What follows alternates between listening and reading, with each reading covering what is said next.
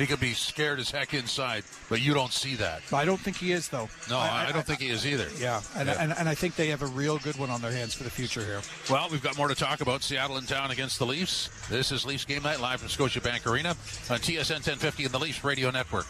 Time to swap that pumpkin spice latte for a peppermint mocha. Sirius XM's modern holiday hits channel, Holly, is back. It's merry, bright, and packed with Christmas favorites.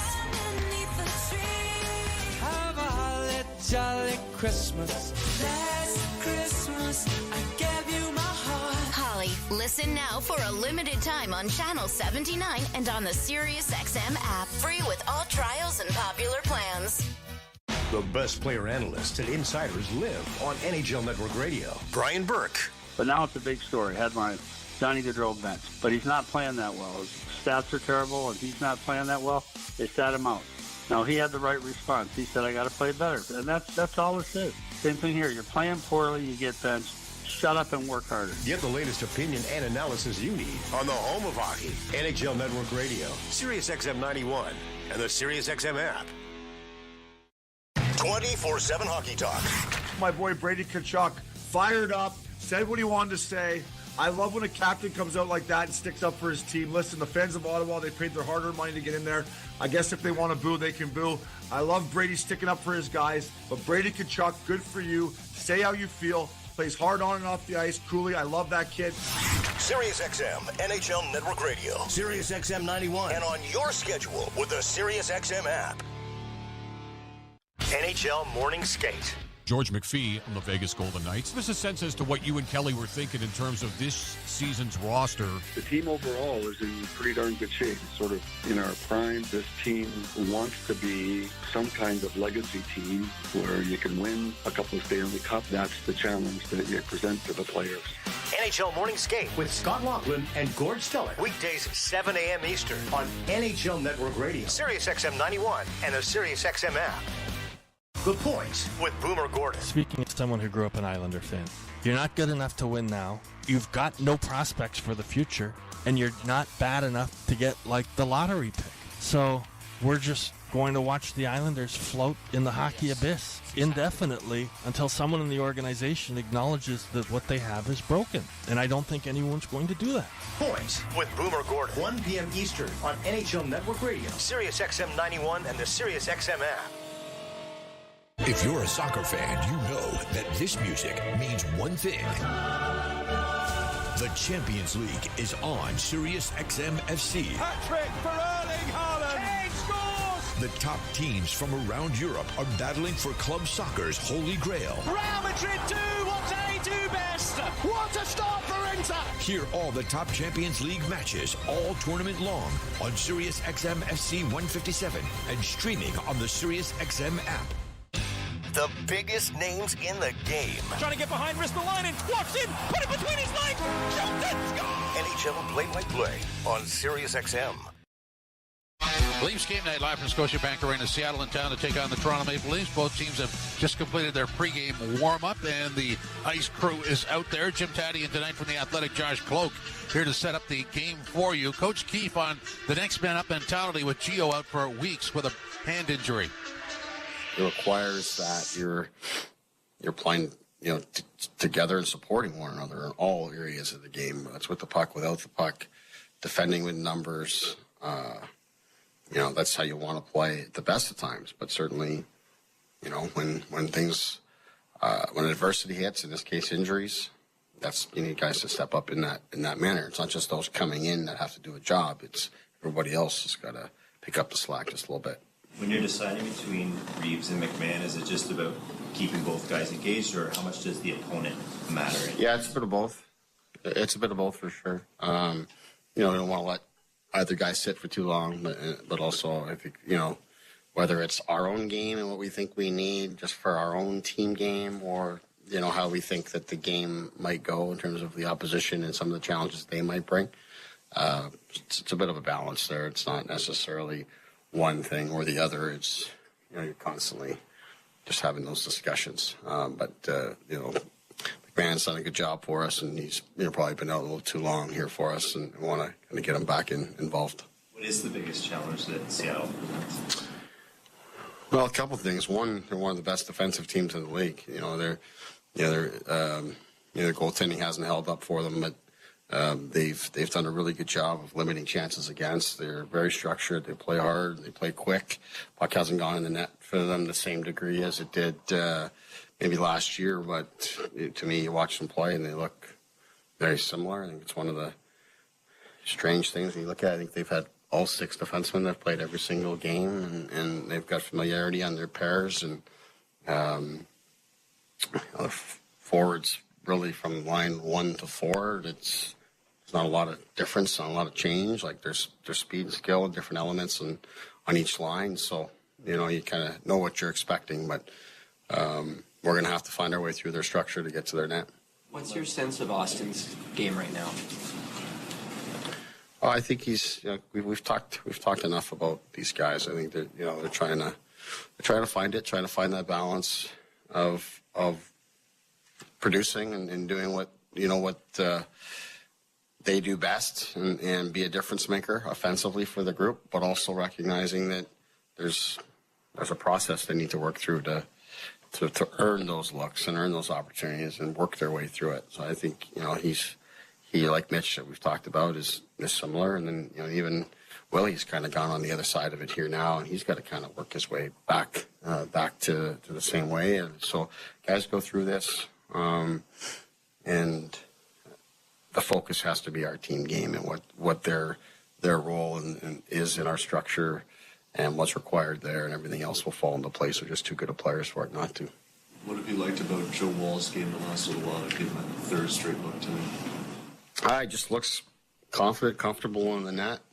He hasn't had a dip in either of these 2 games. It's 2 good ones in a row, and you're starting to get in a bit of a rhythm now in terms of our schedule, which we haven't had much of for quite a while, and just sort of makes that decision somewhat easy.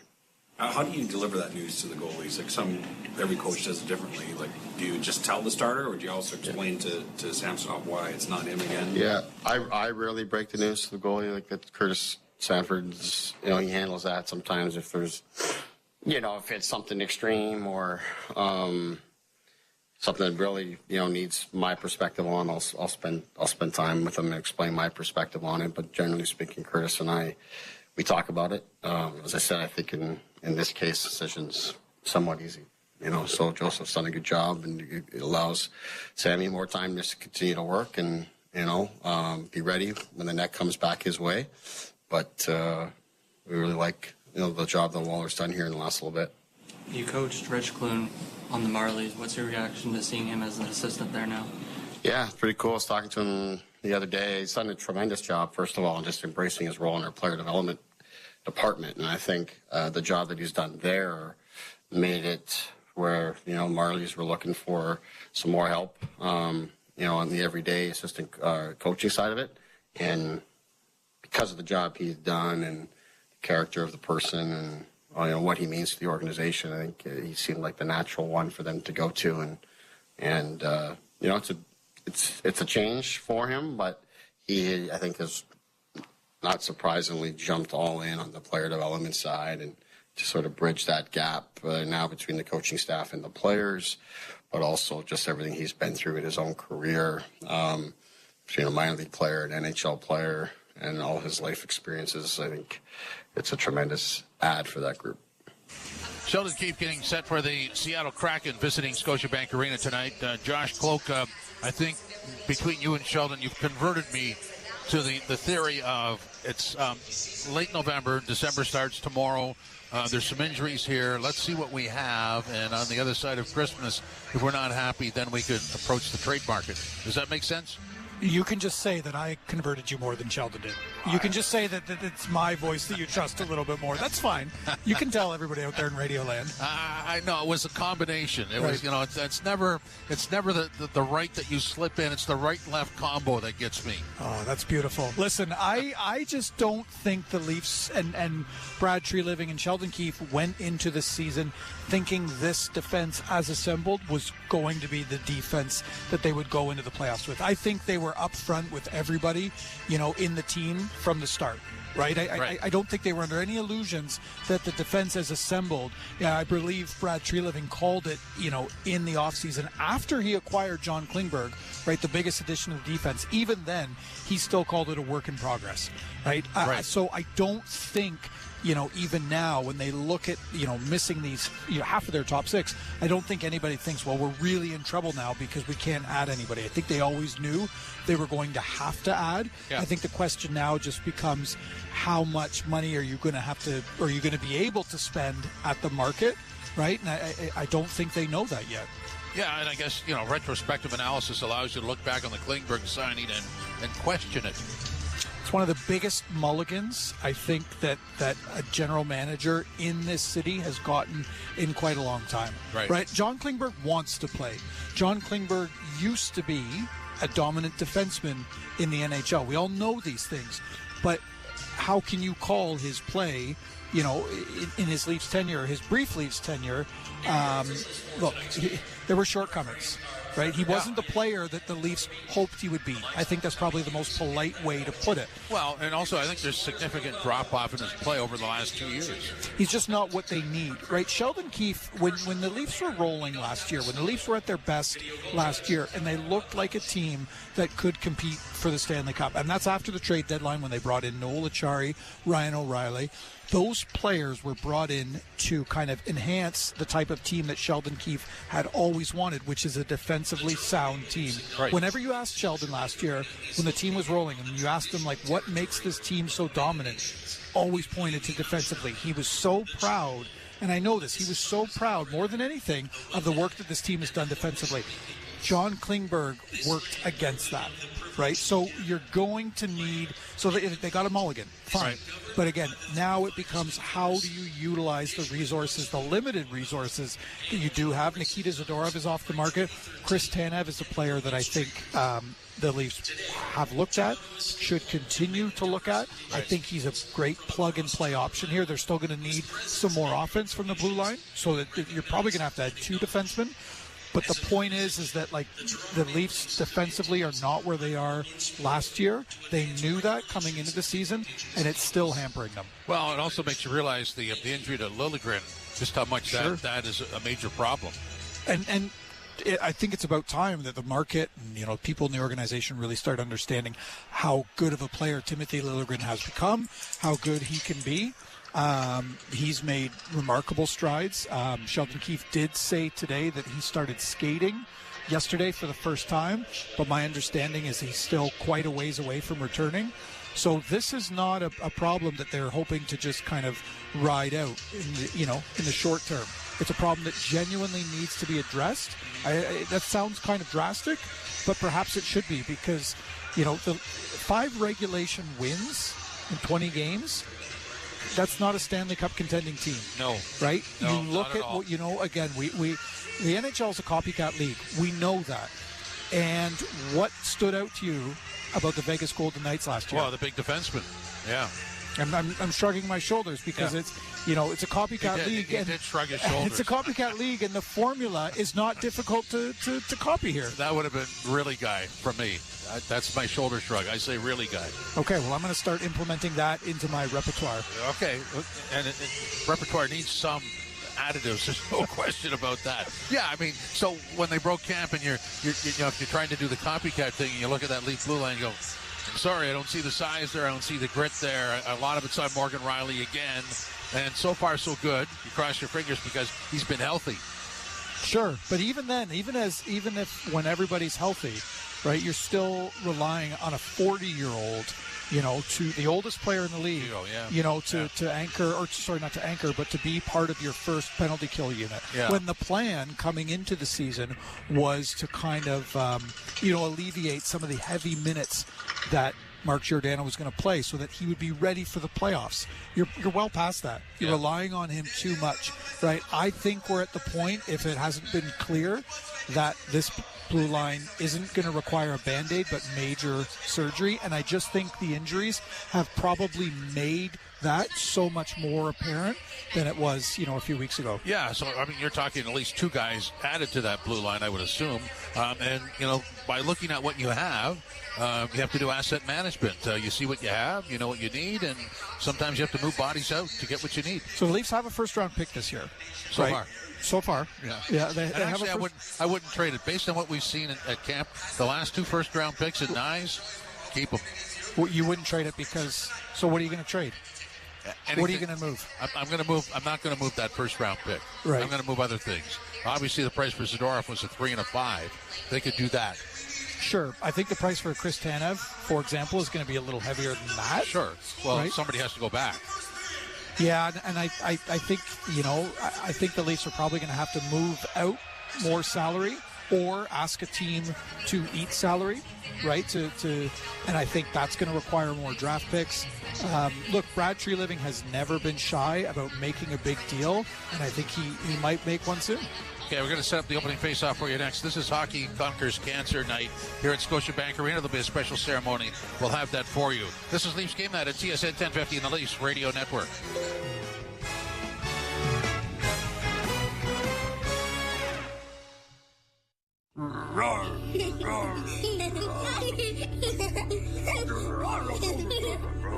This is the sound of medicine. When you stay at a Ronald McDonald House, close to your sick child, family is medicine. And right now, it's helping Ryan battle leukemia. We need your help to keep families together. Please donate today at rmhc.ca. Time is running out. The $100 ultimate draw date is January 4th, with odds of 1 in 25,000. OLG's $100 ultimate ticket is your best chance to win $1 million, but you'll have to act fast. So grab your $100 ultimate ticket now, in store, before it's gone. Odds of winning the $1 million top prize are approximately 1 in 25,000. The most favorable odds for a prize of this value offered by OLG. At the time of purchase, some prizes may have already been claimed. Must be 18 plus years of age at the time of purchase to play. How was your doctor's appointment? Funny you ask. I got a flu shot specifically formulated for people over 65. It's called Fluzone, high-dose quadrivalent. It's publicly funded in Ontario for people 65 and older. You learn something every day. Ask your doctor or pharmacist for Fluzone high-dose quadrivalent, a vaccine used to prevent influenza for people over 65. Vaccines don't provide 100% protection. Side effects and allergic reactions may occur. Visit fluzone.ca to learn more. Want to be certain your reno goes right? Start with Pro Materials with Certainty Drywall. In fire resistant, water resistant, super durable, or soundproof and top quality insulation. Ceiling systems, premium shingles, and siding. Do it right with professional grade building materials from Certainty. Pro all the way. Well, it was just a shootout win Tuesday night, but it was against Florida. Almost 3 weeks ago, we were talking about a shootout win over Calgary that seemed to kick off a nice run. You wonder if that could happen again. In fact, let's ask the question, Guy, could that happen again? Well, let's find out. Bulls hockey starts now. It's time for Molson Canadian Leafs hockey on TSN 1050 and the Leafs Radio Network. The Leafs live here. Oh, yes, they do. Welcome inside Scotiabank Arena. Jim Taddy tonight from The Athletic. Josh Cloak reporting. Joe Bowen and Jimmy Rouse standing by. Seattle is here. The starting lineup is brought to you by Molson. Whether it's Canadian, Ultra, Export, or Excel, there's a Molson with your name on it. And Josh, here's the starting lineup for the Leafs. Matthews between Nylander and Nyes. Tavares between Marner and Bertuzzi. Domi centering Yarncroke and Robertson. Cam centering Gregor and McMahon. On the blue line, the pairings are Riley, Brody, Lagesson, McCabe, Benoit, and Timmins. And, of course, Wall in goal. What are your thoughts on what you just heard there?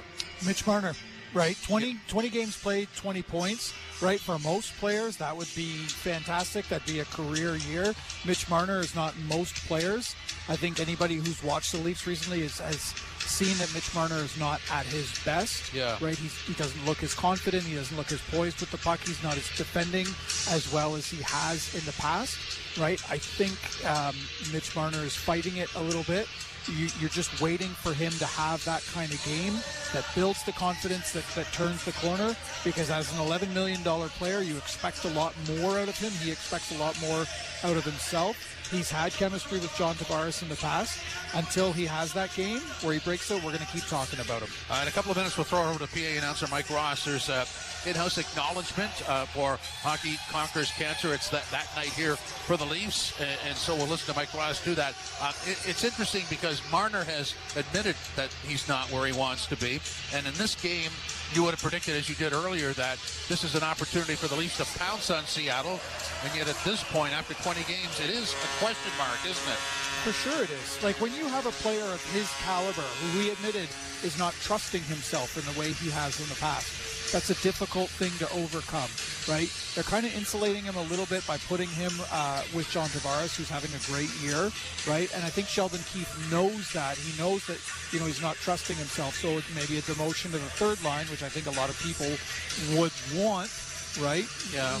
I think he knows that might be too drastic. It is, isn't it? Well, you have to handle him properly, especially with a player that has been open about the fact that he's struggling. You want to rekindle his scoring touch, not punish him. And that's on him to do. Yeah. Right? He's looking like he's fighting it. But if you're going to bet on anyone to kind of put some points together and really turn it around, I think it's fair to bet on Mitch Marner, because there's been points in the past, or there's been stretches in the past where he's been their best player. I think he has it in him. Mentally it can be a difficult hurdle to overcome. Okay, here are the stats for Seattle. They score on average 2.78 per game. They allow 3.48. Their power play is 21.9%. PK is 75%, so that adds up to 96.9. For the Leafs, their power play is 24.2. Their PK is 78.8. That adds up to 103. So special teams definitely a factor here. So we're looking for a quick start. As always. Yeah. Right, with this team, you're always looking for that kind of quick start, because there's an opportunity here in front of them. I think the power play especially is really going to need to put it together. They haven't looked as dangerous as last year, but yeah, quick start always. Okay, so everybody's been announced, and both teams are lined up across their blue lines because of the Hockey Conquers Cancer Night that's here. Let's go over to Mike Ross.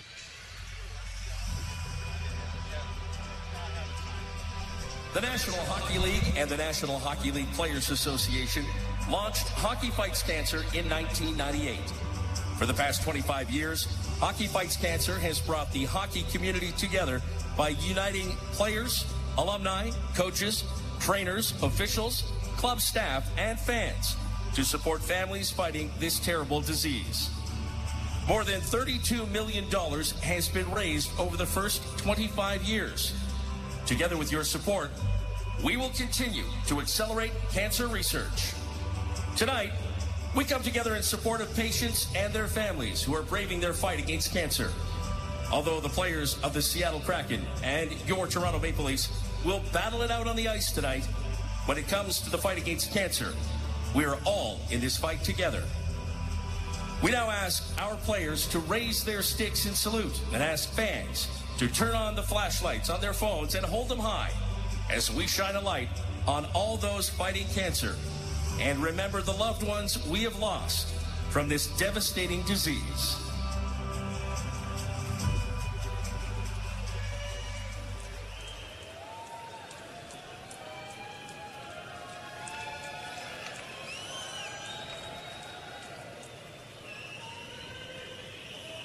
Thank you. To learn more about Hockey Fights Cancer and see how you can support the cause, visit hockeyfightscancer.com. The opening face-off is next. This is Molson Canadian Leafs Hockey on TSN 1050 and the Leafs Radio Network. the really good organizations that have had sustained success, there is continuity and consistency and leadership in those chairs. When it happens in the NFL, we're reacting to it on Sirius XM NFL Radio. Josh Allen and Jalen Hurts, they gave us an instant classic. Get closer to the game with interviews with players, coaches, and executives. From the Jaguar locker room is wide receiver Christian Kirk. This is a must-win for us, and we prepared like that all week. Nobody covers the game like Sirius XM NFL Radio, Channel 88. The best player analysts and insiders live on NHL Network Radio. Brian Burke. But now it's a big story. Headline, Johnny Gaudreau bench. But he's not playing that well. His stats are terrible, and he's not playing that well. They sat him out. Now, he had the right response. He said, I got to play better. And that's all it is. Same thing here. You're playing poorly, you get benched. Shut up and work harder. Get the latest opinion and analysis you need on the home of hockey, NHL Network Radio, Sirius XM 91, and the Sirius XM app. 24/7 Hockey Talk. My boy Brady Tkachuk fired up, said what he wanted to say. I love when a captain comes out like that and sticks up for his team. Listen, the fans of Ottawa, they paid their hard-earned money to get in there. I guess if they want to boo, they can boo. I love Brady sticking up for his guys. But Brady Tkachuk, good for you. Say how you feel. Plays hard on and off the ice. Cooley, I love that kid. Sirius XM, NHL Network Radio. Sirius XM 91. And on your schedule with the Sirius XM app. NHL Morning Skate. George McPhee on the Vegas Golden Knights. This is a sense as to what you and Kelly were thinking in terms of this season's roster. The team overall is in pretty darn good shape. It's sort of in our prime. This team wants to be some kind of legacy team where you can win a couple of Stanley Cup. That's the challenge that you present to the players. NHL Morning Skate with Scott Laughlin and Gord Stellick. Weekdays 7 a.m. Eastern on NHL Network Radio, Sirius XM 91, and the Sirius XM app. The Point with Boomer Gordon. Speaking as someone who grew up an Islander fan, you're not good enough to win now. You've got no prospects for the future, and you're not bad enough to get like the lottery pick. So we're just going to watch the Islanders float in the hockey abyss indefinitely until someone in the organization acknowledges that what they have is broken. And I don't think anyone's going to do that. Point with Boomer Gordon. 1 p.m. Eastern on NHL Network Radio, Sirius XM 91, and the Sirius XM app. Under review. And if someone says, well, he's good in the room, you know what? They don't have a good in the room stat in the standings. I've yet to find that category. It's one of the most overplayed things. They better be good in the room. That's the least you better bring when you join a National Hockey League team. Under review with Mick Kern. 11 a.m. Eastern on NHL Network Radio, Sirius XM 91, and the Sirius XM app. If you're a soccer fan, you know that this music means one thing. The Champions League is on Sirius XM FC. Hat-trick for Erling Haaland. Kane scores! The top teams from around Europe are battling for club soccer's holy grail. Real Madrid do what they do best. What a start for Inter! Hear all the top Champions League matches all tournament long on Sirius XM FC 157 and streaming on the Sirius XM app. Join me, Gord Stellick, and Scott Laughlin as we recap the night that was on NHL Morning Skate, weekday mornings at 7 a.m. Eastern on NHL Network Radio, Sirius XM 91. The Leafs and the Kraken collide here at Scotiabank Arena this evening, and the supervisors of the spring staterooms, we've got Philip Grubauer starting in goal for the Seattle Kraken, 5-7-0. His record, 3.42 is goals against average. Lifetime, 4-4-0 against the Maple Leafs. Joseph Woll goes back-to-back after a big win, 7-5-0. His record, 2.74. He has never played against the Seattle Kraken, as the Leafs now, for the 5th time in the history of the National Ice Hockey League, are facing off against Seattle, and the puck is brought to center ice right off the face-off by Nylander. Works it on the left wing. It goes off his stick around the boards to the far side. Brody is pinched there. Now Nye's trying to get it free. Does in front of the net for a shot by Nylander, and it was kicked away by Grubauer. Good opportunity there right off the hop for the Maple Leafs. And now Matthews wheels back in on the left wing. Circles onto the near boards. Sends it around the wall to the far side. Bertuzzi let it go to the blue line. It comes back on the near side for Lagesson. Shot in traffic was going towards the net. Grubauer was going one way. The puck was coming the other, but the Kraken are able to secure it, get it out at center ice. Bertuzzi backhanding it right back down into the zone. Rattled around the boards and out and down the ice, and an icing call, and the Leafs have started at least with the first two shifts off to a pretty good start. And you got the Matthews combination with Willie Nylander out to start the game for the Leafs as well. Seattle, Mr. Bowen, coming in with some injury problems of their own. Andre Burakovsky out. Jaden Schwartz is on IR. And Brandon Tanev always seems like he's hit and miss, whether he's healthy enough to play, but out of the lineup as well. Marner off a face-off, went into the slot, got a shot away, and it was blocked. He's able to get the rebound back to the blue line. Shot deflects wide of the Leaf goal, or the Kraken goal. Grabbed off by Will Borgen now, and he'll play it high to center ice. Lagesson knocked that down and got it off onto the wing before it was sent back in over the line. Here the Kraken now, an offside whistle. And getting up a little bit slow is Mitch Marner, wearing the full face shield here this evening after taking that shot off the left cheek. You know what? He probably deserves a little more credit than he was given for returning.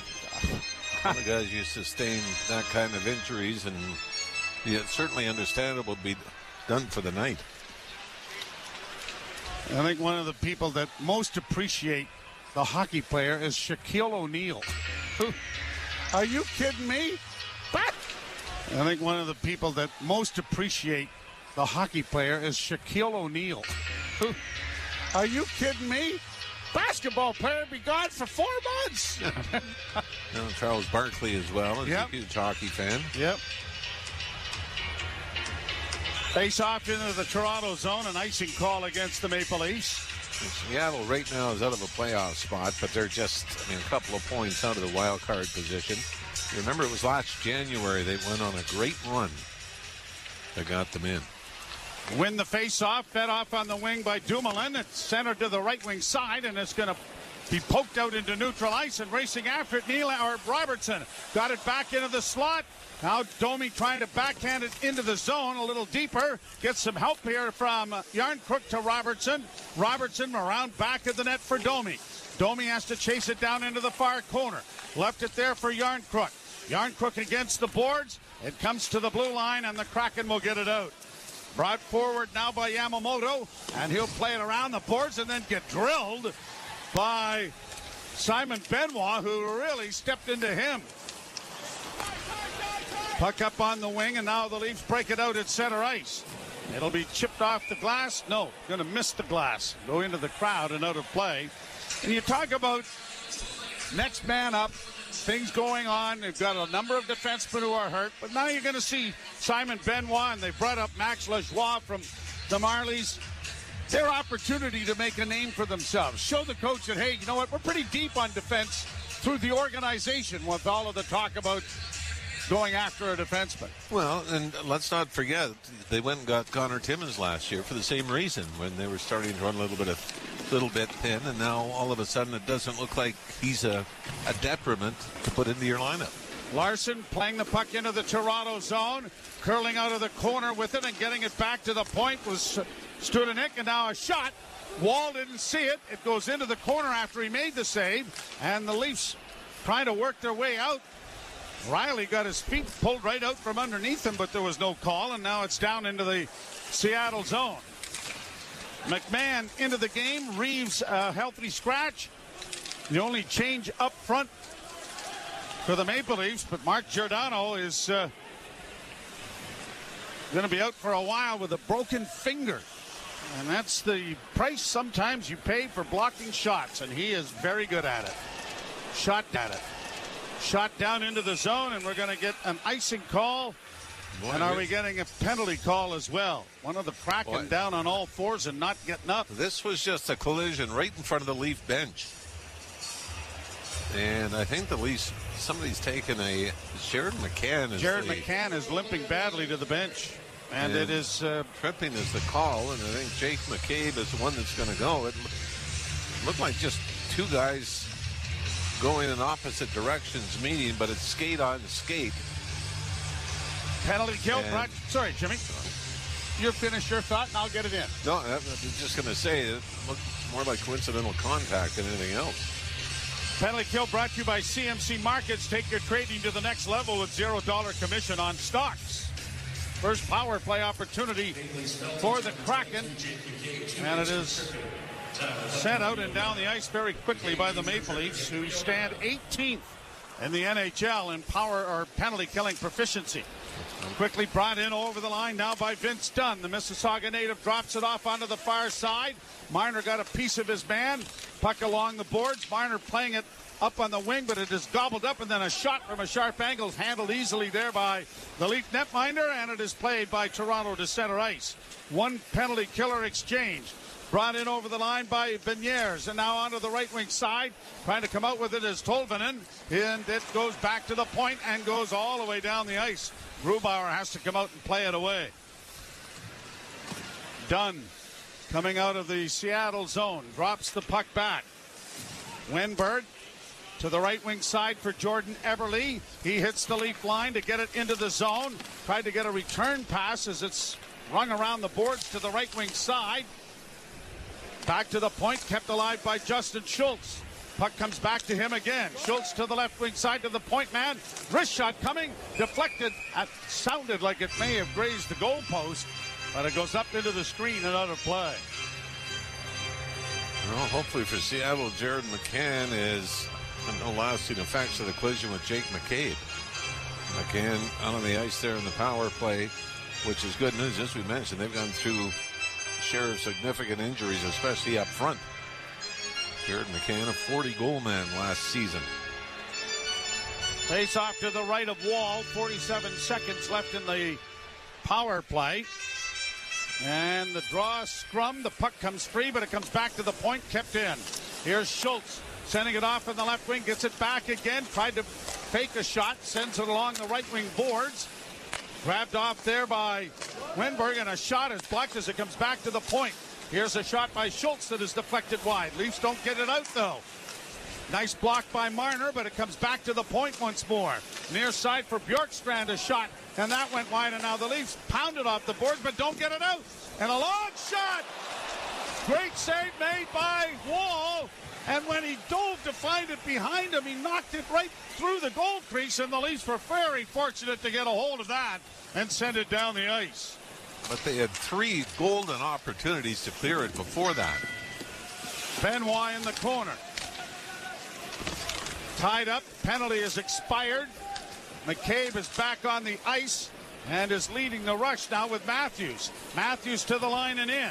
Flips in around back of the net. Left winger McCabe trying to work it out. Now is backpedaling out to the blue line and getting replaced. Larson for the Kraken lose the puck. Here's Nyes in. Little toe drag move in front of the net. And a pad save. Rebound went wide as Neal lose the puck. Here's Nyes in. Little toe drag move in front of the net. And a pad save. Rebound went wide as Nylander sent it right through the goal crease. Great pass there by Nyes. Nylander can't come up with it in a foot race to center. And a penalty. Penalty behind the play. It's going to be a hooking call. And I think the Leafs might be going to their first power play of the night. And they are, and it is brought to you by Subaru, your Ontario Subaru dealers. Hurry to your local Subaru dealer and get more out of every kilometer this fall, including more karaoke. Ty Karche is going to go. That had to happen around the Seattle net when the Leafs had the opportunity right before. Karche, a Kingston, Ontario native, scored his first NHL goal this season. Former Sioux Greyhound as well. So the Leafs to the power play. This is their 63rd opportunity with the man advantage. 24 less than Colorado, who've been on the power play 86 times. Draw to the right of Grubauer. There's one cleanly by the Maple Leafs. Riley at the point. Far side, Nylander back to Riley. Matthews, Riley. And a pass for Nylander was deflected out at center ice. Now on the left wing, it is Tavares getting into the zone. Stops up. Dropped it back for Morgan Riley. Back it goes to the captain. Dished off on the far point to Nylander. Back to Riley. Riley holds. Now to Matthews. Matthews down low. Trying to jam it in front of the net was Marner. And it's around the boards, and Tavares trying to chip it back to him. The battle goes on behind the Kraken net. And Tavares comes out of the scrum, centered it in front. Now to Nylander. To Marner, who scores!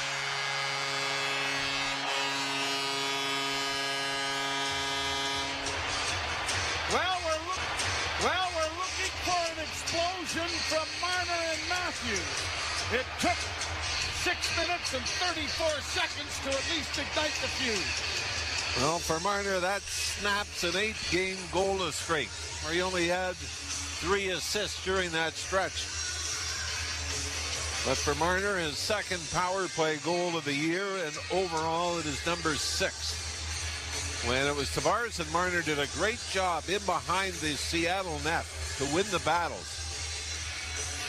Puck was thrown up to the high slot. Willie Nylander threw it down to Marner, who is wide open to the right of Grubauer, who really came out and challenged Willie Nylander. And that's why Marner had pretty much the empty net to slide it into. And so the back door was closed, and the Maple Leafs have a 1-0 lead on a power play goal.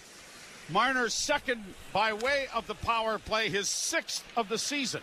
A pass onto the wing for Yarncrook didn't work. And the Kraken will play it again out at center ice as it's brought by Schultz to the red line. Carried in over the line by Bjorkstrand. A shot knocked away there by Wall. Comes back to the point once more. Schultz will ring the boards around back of the net. Grabbed off there by Yanni Gourde. Played back to the point once more. Borgen to the far side. Back it comes to Borgen on the right point. Long shot. Another save made by Wall. He glances in front to see where the traffic's developing. Borgen with it. Can't keep it in at the blue line. And it slid all the way back into the Kraken zone. 12:23 to go first period. The Leafs have drawn first blood on a goal by Mitch Marner. Played to the line and down into the Toronto zone. Good play by Camp to free the puck up, and then he's able to bring it out. A pass to Benoit up on the right side for McCann. He tries to drive in on the left wing, and McMahon was too well covered, and it is covered up then by Grubauer. And a face-off will come in Seattle territory when we return. Nylander and Matthews draw the helpers. Marner on the board. You're listening to Molson Leaf Hockey on TSN 1050 and the Maple Leafs Radio Network. It's College Football Championship Week, and you can hear all the games on Sirius XM. Hear matchups with playoff implications, like the Pac-12 Championship with Washington facing Oregon. To the pylon, touchdown! What a strike by Bo Nix! Get ready for game day on College Sports Radio Channel 84. It's free listing time at Sirius XM. That means your friends and family can get an early holiday present. We've turned on their Sirius XM radio for free now through December 4th. Visit SiriusXM.com/listen free. The best player analysts and insiders live on NHL Network Radio. Brian Burke. But now it's a big story. Headline, Johnny Gaudreau bench. But he's not playing that well. His stats are terrible, and he's not playing that well. They sat him out. Now, he had the right response. He said, I got to play better. And that's all it is. Same thing here. You're playing poorly, you get benched. Shut up and work harder. Get the latest opinion and analysis you need on the home of hockey, NHL Network Radio, Sirius XM 91, and the Sirius XM app. If you're a soccer fan, you know that this music means one thing. The Champions League is on Sirius XM FC. Hat-trick for Erling Haaland! Kane scores! The top teams from around Europe are battling for club soccer's holy grail. Real Madrid do what they do best! What a start for Inter! Hear all the top Champions League matches all tournament long on Sirius XM FC 157 and streaming on the Sirius XM app. Join me, Gord Stellick, and Scott Laughlin as we recap the night that was on NHL Morning Skate, weekday mornings at 7 a.m. Eastern on NHL Network Radio, Sirius XM 91. Joe Vaughn along with Jimmy Ralph, Owen Hall running the operation. We've got Matthew Cardadero, Josh Lipa, and Paul Gatt. We got more help here. People trying to get us on the air. Amazing. Well, let's face it, you and I probably need more help than most. Yeah, good point. Good point. Oh, and by the way, somebody on Twitter actually thought you didn't know that there's no offside on a penalty shot. Help than most? Yeah, good point. Good point. Oh, and by the way, somebody on Twitter actually thought you didn't know that there's no offside on a penalty shot. Can we confirm that? No. Played around the board. I thought it was the best line ever. Had to be offside. I mean, if somebody took that seriously, I shudder to think how much they've lost on the internet and scams. Exactly. Back of the goal wall, playing it up into the slot area. Pushed ahead by the Leafs up on the left wing for Morgan Riley. He's got a man going to the front of the net, but they couldn't get him the puck. Marner trying to free it up and has. And are they saying a high stick making contact? Yes. The referees tonight, Cody Beach along with Frederick Lecue, Brad Kovacic, and Tommy Hughes are the linesmen. We're talking about that stretch that the Seattle Kraken had last year to get in. Between January 1st and 14th last year, they went on an 8-game winning streak, including winning all 7 games in a 7-game road trip. Toronto was one of those stops. Boston was another. And that was the stretch that had a lot of people all of a sudden looking at Seattle differently. And they get into the playoffs, beat Colorado in the first round, and then take the Dallas Stars to Game 7 in round 2. Dave Haxtell. Bit of a Toronto connection there, of course, as in behind the bench as the head coach of the expansion franchise of Seattle. And a few former Leaf assistants that went on to be head coaches. I mean, Paul Maurice was a head coach here, and of course he's in Florida now. You had DJ Smith in Ottawa. Spencer Carberry now has coached the Washington Capitals to go with Dave Hextall, who left Toronto to go to Seattle and has done a magnificent job there. Draw one by Toronto. Benoit gets it ahead. Nyes is able to punch it down into the zone, and Matthews is in pursuit. Nyes bodies his man, double teamed over on the boards. Benoit trying to keep it in on the near boards, which has drawn quite a crowd, and apparently too many skates to get the thing pried free. Now Nyes finally steps out with it. Got it off on the right wing side. Unable to make a play with it was Connor Timmins. It goes down into the corner. Intercepted by Nylander in front of the goal. Oh, what a great poke check there by Grubauer. Kept alive now by Toronto. Nylander and a penalty coming here to Seattle. Matthews. Near half boards. Nylander back of the goal. Trying to flip it out in front. Nyes couldn't come up with it, but his pass now is intercepted.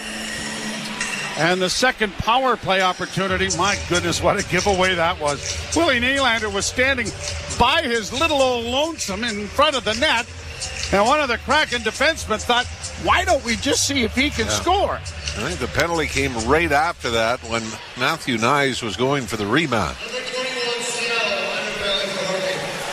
And hooking is going to be the call. It's going to be Alex Lindbergh. Power play brought to you by your Ontario Subaru dealers. Hurry to your local Subaru dealer. Get more out of every kilometer this fall, including more karaoke. Yeah, right as Matthew Nyes was about to pick that up. Grubauer, by the way, a great job on the poke check. Oh, was it ever? On Willie Nylander was walking right in, and you knew he was going to go for it, but Grubauer extends the stick, knocks it away. It was really his only option, wasn't it? Leafs win the faceoff. Marner centers in front. Tavares a shot, and Grubauer is able to take that, and maybe had a little taken out of him. The official talking with him seems to be all right. John Tavares is another player that has had some trouble offensively. Just 2 goals in his last 11 games, and maybe more. Surprising, Joe, 1 power play goal for Tavares so far this year. And he usually makes his hay down there, doesn't he? Pass up ahead for Matthews. Matthews dropping it back for Riley. Riley hits the line to get it in onto the right wing side. Willie. Here's Nylander in with a shot off the shoulder of Grubauer. And it deflects back at the net. Nylander's had a couple of great chances already as it's shot down the ice by Seattle. Minute 22 left to play in the power play. Drop pass finds Matthews.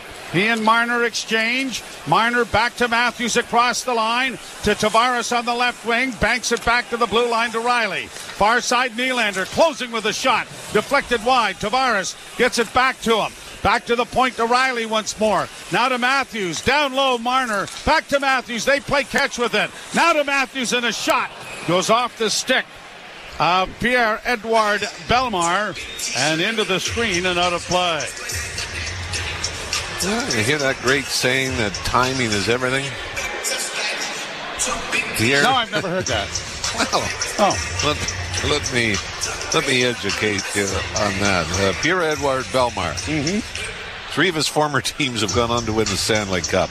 Vegas Golden Knights, Colorado Avalanche, and Tampa Bay Lightning. So what you're saying, you just got out of town at the wrong time? Or got in at the wrong time. He was with Vegas when they lost to the Washington Capitals in the Stanley Cup Finals.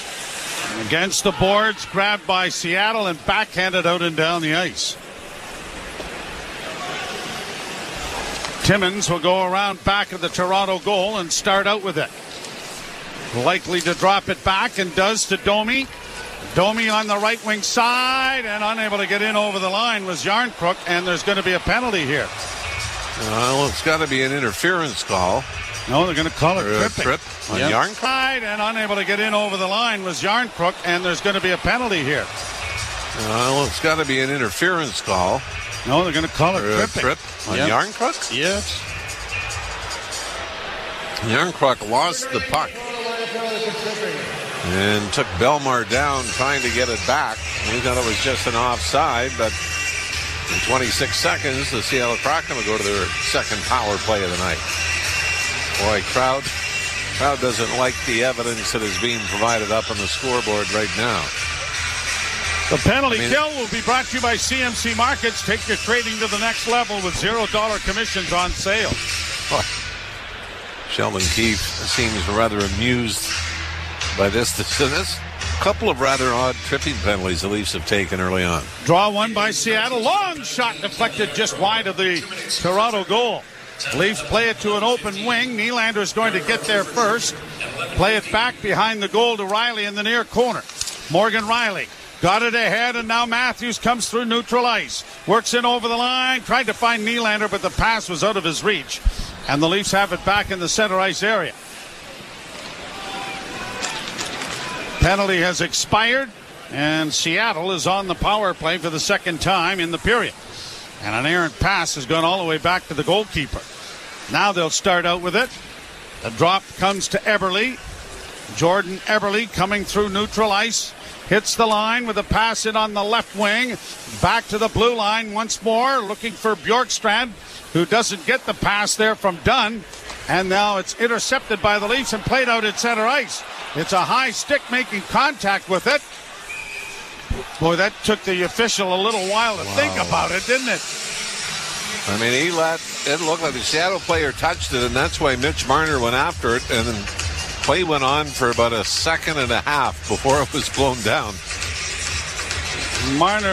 Unfortunately, Marner knocked it down with a high stick, and he really didn't have to, did he? I mean, He had room on the right wing side to let it drop. Well, they're going to face it off in front of the Toronto blue line.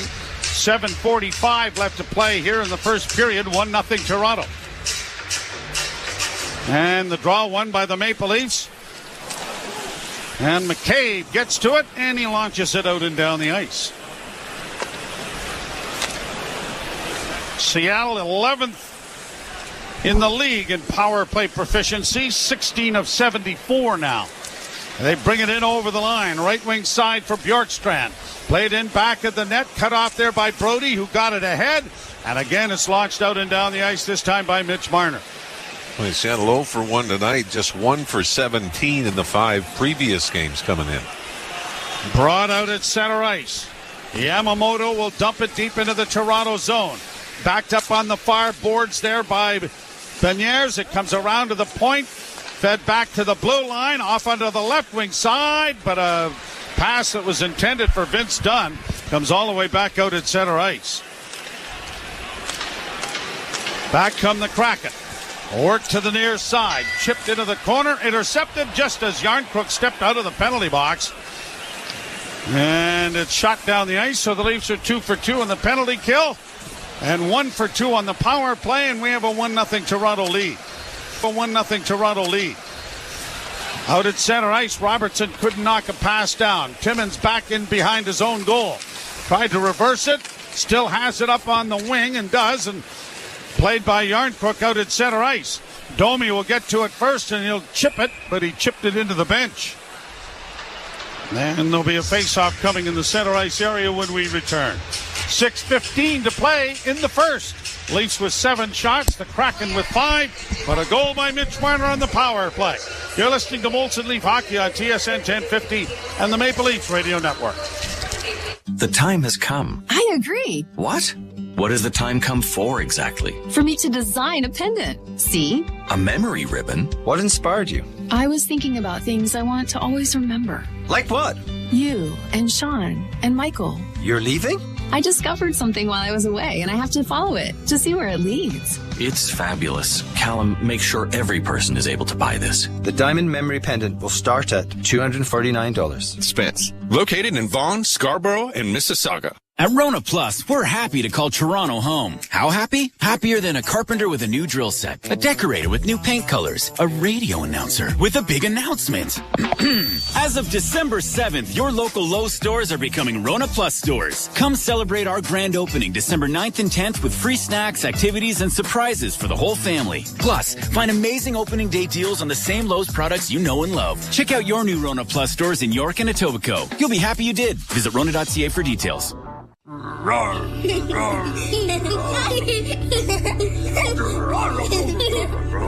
This is the sound of medicine. When you stay at a Ronald McDonald House, close to your sick child, family is medicine. And right now, it's helping Ryan battle leukemia. We need your help to keep families together. Please donate today at rmhc.ca.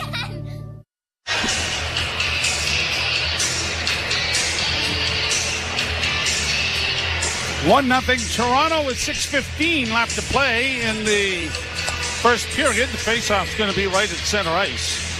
Another good thing we should mention about the Leafs killing off the 2-time short so far tonight. They're on a run of 18 straight in the last 5+ games in proficiency killing off penalties. Draw one by Toronto, and Timmins sends it into the zone. Yarncrook back to the point. Benoit banking it around the boards to the far side. Timmins charged in, and Yarncrook backed him up to keep the puck in. Domi in the corner. Tried to chip it in front. Got it again. Oopsies. The door open. And there's Max Domi going out and coming around underneath the stands to fool everybody by coming out the other door. What a play! Isn't that one of the Mighty Duck movies? I think so, yeah. Was that the V? No, out the other door. What a play! Isn't that one of the Mighty Duck movies? I think so, yeah. Was that the V? No, I don't think so. Draw to the left in the Kraken zone.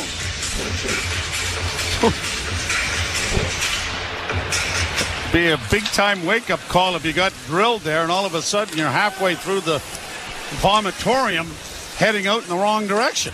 Well, I mean, you've seen guys seriously injured going off on the bench with the door open. Played down into the Toronto zone. It's a bit surprising, I think, initially, wouldn't you say? Here's Domi in his own zone. Looks up ice with a pass for Yarncrook, who tried to feather it off there to Robertson, but it's the Kraken who send it back into the Toronto end. Yarncrook once more. Back of the net, Benoit into the corner. Timmins couldn't deflect it out. Here the Kraken with it again in the near corner. Working back towards the blue line, and it squirts out at center ice off the stick of Alex Wenberg. And back to retrieve it is Adam Larson. Kraken get it up on the left wing and dump it into the Toronto zone with 5 minutes to play in the period. 1-0 Leafs. Grabbed off by the Leafs, and now O'Reilly gets it up on the left wing, and out comes McMahon.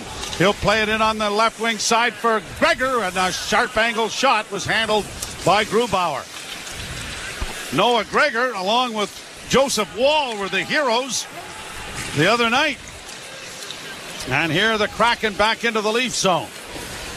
Tolvanen trying to send it to the net, had it taken away. Morgan Riley starts back for Toronto. Pass ahead, deflects off the stick of McMahon, deep into Kraken territory. And changes coming for both teams. Right wing play for Justin Schultz. Stolen there at the blue line by Bertuzzi. Trying to keep it alive. Bertuzzi sends a long shoot in off Grubauer. And back to retrieve it is Schultz back of the net. Played it out and down into the Leaf zone, and that will force McCabe to go back after it. Overhandled it a little bit there. Got it back at the net, and the Leafs. Lagesson plays to an open corner. All of this with McCabe having difficulties in the corner. Tavares up on the wing for Marner. Nice behind the back pass to get it ahead for Bertuzzi. Long alley-oop looking for Marner, but it was knocked out of the air by Jordan Eberle. Back come the Kraken. In across the line. Surrounded there, not getting much further was Beniers. Now a shot is stopped by Wall. Off the boards. Played to the line and just out now. Nyes dropping it back for Brody. Thought of getting it off to Riley, but carries it himself to the red line and then flips it into the far corner. Jamie Oleksiak, the Toronto native. Long shoot in by the Leafs goes wide. Oleksiak out in front of the net. Now got the puck freed up. And it's grabbed off by Yanni Gourde and brought to center ice by Seattle. Down into the left wing corner they go. Riley taken into the inboards with authority there by Tolvanen. And the Leafs are able to punch it ahead. And Nyes sends it out at center ice for Nylander. He got stood up there by Dunn. Couldn't get around, and he was heading for the bench. Sent right back down into the Leaf end. Wall punching it around the boards. Leafs break it out with Domi. Right wing side and in over the line, trying to get it back to Max. And it was just out of his reach, and Robertson was there as well. Stolen again by Yard. Crook, a shot right on. And a good glove save made by Grubauer. Well, shots on goal favor the Leafs now 11-5, but for the most part, 5-on-5, we haven't seen a whole lot of action. But the Leafs, a couple of rushes, and then very early on they had some opportunities, but since then they haven't given up much to Seattle. 1-0 Toronto. You're listening to Molson Leaf Hockey on TSN 1050 and the Maple Leafs Radio Network. The push for the fantasy football playoffs is on Fantasy Sports Radio. Wow! Unbelievable! Don't make the wrong roster move. Don't start the wrong player. Don't make the mistake that will cost you a win. Sam Laporta has been consistently good. Touchdown, Detroit Lions! Sam Laporta! Whether you're jockeying for playoff positioning or need a win to secure your spot, get expert advice on Fantasy Sports Radio. Sirius XM 87 and on the Sirius XM app. The best player analysts and insiders live on NHL Network Radio. Brian Burke. But now it's a big story. Headline, Johnny Gaudreau bench. But he's not playing that well. His stats are terrible, and he's not playing that well. They sat him out. Now, he had the right response. He said, I got to play better. And that's all it is. Same thing here. You're playing poorly, you get benched. Shut up and work harder. Get the latest opinion and analysis you need on the home of hockey, NHL Network Radio, Sirius XM 91, and the Sirius XM app. If you're a soccer fan, you know that this music means one thing. The Champions League is on Sirius XM FC. Hat-trick for Erling Haaland! Kane scores! The top teams from around Europe are battling for club soccer's holy grail. Real Madrid do what they do best! What a start for Inter! Hear all the top Champions League matches all tournament long on Sirius XM FC 157 and streaming on the Sirius XM app. The biggest names in the game. Trying to get behind Ristolainen, walks in, put it between his legs, shoots it, score! NHL play-by-play on Sirius XM. 1-0 Toronto on a goal from Mitch Marner. NHL play-by-play on Sirius XM. 1-0 Toronto on a goal from Mitch Marner. Nylander and Matthews, the helpers, on the power play at 6:34. He's had a pretty good start to draw the penalty. Like he said, 5-on-5. Hasn't been a whole lot either way. Draw one by the Maple Leafs, banked into the corner. Marner to the point. Long shot coming from Lagesson, and a backhand by Tavares was stopped. Another rebound in front of the net. Comes right in front of the goal, and a weak shot then taken by McCabe is blocked, and now he has to get on his horse as the Kraken send it back into the Leaf end.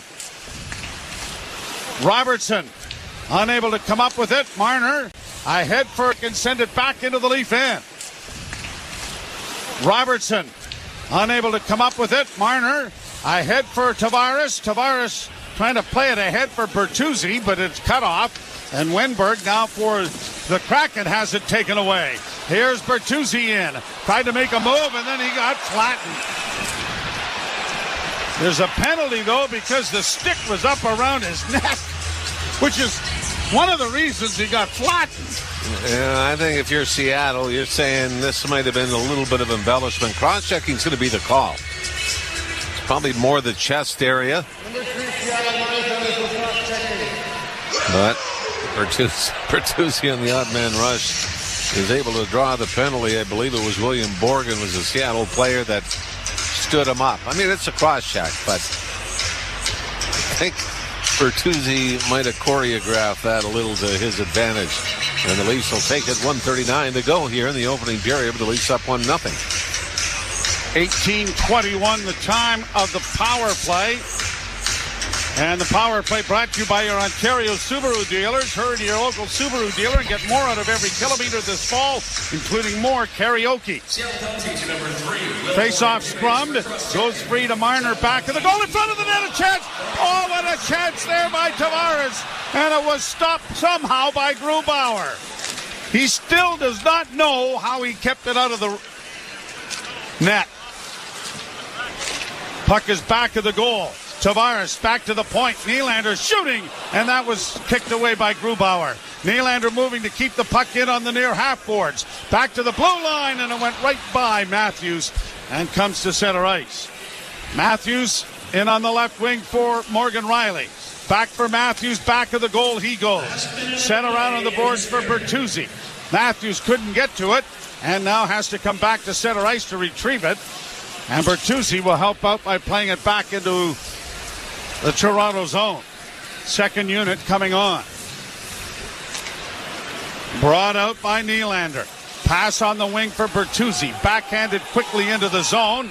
Grubauer couldn't get it, but the linesman says it's off. Grubauer couldn't get it, but the linesman says it's offside. A bit of a delayed call. 36.3 seconds to go. By the way, Max Domi is the most assists this season without a goal. That's 11 assists in the year for Max Domi. Is that in the National Ice Hockey League or just the league? That's in the league. So the National Ice Hockey League. Yeah, okay. Yeah, I don't think it would be as big a thing if it was just the league. No. Last time he scored, though, was 2 goals in Game 4 of the playoffs with the Dallas Stars against Seattle. So what you're saying, there's a chance? Just giving you some historical facts. Oh, that's hysterical. How the Leafs break it out at center ice. Domi gets it up on the wing. Nyes back in front. Domi's alone! Oh, and Grubauer. Boy, would that have been poetic justice to Mr. Ralph here. Right out of your mouth, and then the statistic is no longer good. But there was a chance. There was a chance. Pretty good one, too. Actually, Max has had a couple of opportunities here in the opening period. 11.6 seconds to go. Leafs will start with a 21-second power play to start the second period if they can't bang one home here. 11.6 seconds to go. Tavares will take the face-off. Number 1 unit back on. And the puck comes to the near side. Back to the point to Riley. Quickly over the far side. Matthews, he'll shoot it. And off the shoulder, Grubauer. It goes up into the screen, and now 3.5 seconds remain. It's actually out shooting Seattle now 16-7. Kind of the opposite of 17-7. Thank you. It keeps changing, doesn't it? I know. It's very frustrating. Leafs were outshot 15-7 by Florida 2 nights ago in the first period. Well, they're going to have to really work quickly here with the 3.5 seconds left. They do get it back to the point, and a shot went into the net and came out, but the green light went on, and the official waved it off. Did it go in, or did it go off the post? Well, we're going to get a look at it. We're going to talk. It's going to be very easy to review. No, off post. the post, yeah. Off the post. But it was a late attempt.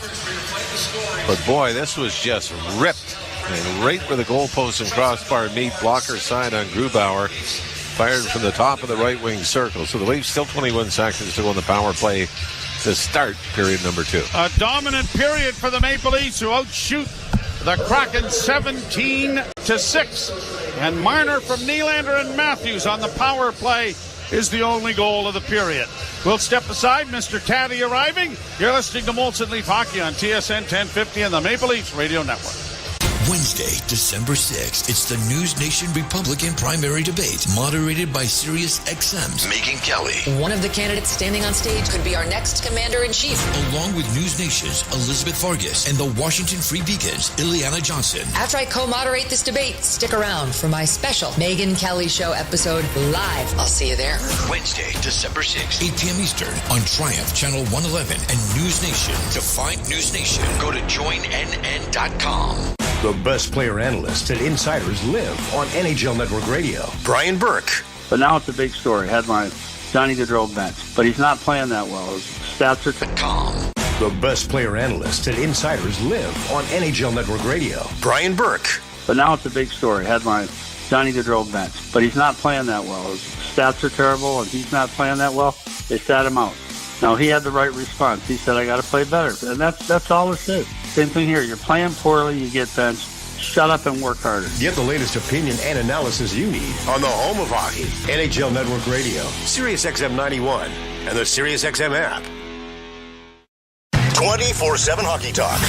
My boy Brady Tkachuk fired up, said what he wanted to say. I love when a captain... 24/7 Hockey Talk.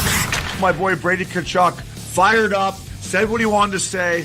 I love when a captain comes out like that and sticks up for his team. Listen, the fans of Ottawa, they paid their hard-earned money to get in there. I guess if they want to boo, they can boo. I love Brady sticking up for his guys. But Brady Tkachuk, good for you. Say how you feel. Plays hard on and off the ice. Cooley, I love that kid. Sirius XM, NHL Network Radio, Sirius XM 91, and on your schedule with the Sirius XM app. NHL Morning Skate. George McPhee on the Vegas Golden Knights. Give us a sense as to what you and Kelly were thinking in terms of this season's roster. The team overall is in pretty darn good shape. It's sort of in our prime. This team wants to be some kind of legacy team where you can win a couple of Stanley Cup. That's the challenge that you present to the players. NHL Morning Skate with Scott Laughlin and Gord Stellick. Weekdays 7 a.m. Eastern on NHL Network Radio, Sirius XM 91, and the Sirius XM app. The Point with Boomer Gordon. Speaking as someone who grew up an Islander fan, you're not good enough to win now. You've got no prospects for the future, and you're not bad enough to get like the lottery pick. So we're just going to watch the Islanders float in the hockey abyss indefinitely until someone in the organization acknowledges that what they have is broken. And I don't think anyone's going to do that. Point with Boomer Gordon. 1 p.m. Eastern on NHL Network Radio, Sirius XM 91, and the Sirius XM app. If you're a soccer fan, you know that this music means one thing. The Champions League is on Sirius XM FC. Hat-trick for Erling Haaland. Kane scores! The top teams from around Europe are battling for club soccer's holy grail. Real Madrid do what they do best. What a start for Inter! Hear all the top Champions League matches all tournament long on Sirius XM FC 157 and streaming on the Sirius XM app. Under review. And if someone says, well, he's good in the room, you know what? They don't have a good in the room stat in the standings. I've yet to find that category. It's one of the most overplayed things. They better be good in the room. That's the least you better bring when you join a National Hockey League team. Under review with Mick Kerr. 11 a.m. Eastern on NHL Network Radio, Sirius XM 91, and the Sirius XM app.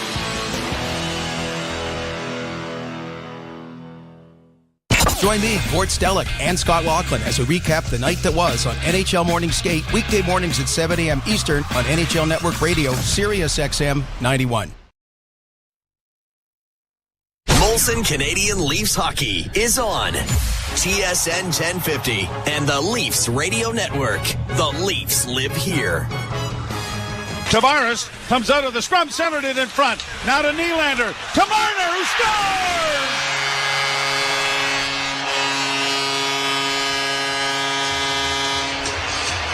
Well, we're looking for an explosion from Marner and Matthews. It took 6 minutes and 34 seconds to at least ignite the fuse. 1-0 at that point, and that's where it stands after 20 minutes of play. 1-0 for the Leafs over Seattle. TSN After 20 is brought to you by your Ontario Subaru dealers. Hurry to your local Subaru dealer to get more out of every kilometer this fall, including more karaoke. Jim Taddy from the Athletic Jocks. Josh Cloak. Yes, guy. Josh Cloak is here. It looked like it was going to be an explosive first period. It was not. I mean, it was still one of the better periods that we've seen from the Leafs at 5-on-5 in a long time. Yeah. Right, and like, I don't know if you remember, I don't know how your short-term memory is these days. You're Josh, isn't it? Yeah. Pleasure to meet you. But heading in to this broadcast, I was talking about one player in particular that really needed to show it. Yeah. And he's the guy who delivered the opening goal. And you could just see it in Mitch Marner. You could see the look of relief as he looked skyward, right? And now you wonder what that could mean. Because even in the shifts afterwards, he looked like he was building towards something. 7:58, highest time on ice of any forward, right? I think Sheldon Keefe is maybe saying, see, it doesn't take much for you to get back in your groove. Yeah, you bear with me. I was a little startled because as I was looking at the scoreboard, it blinked and I didn't, and it took 2 shots off the Leafs.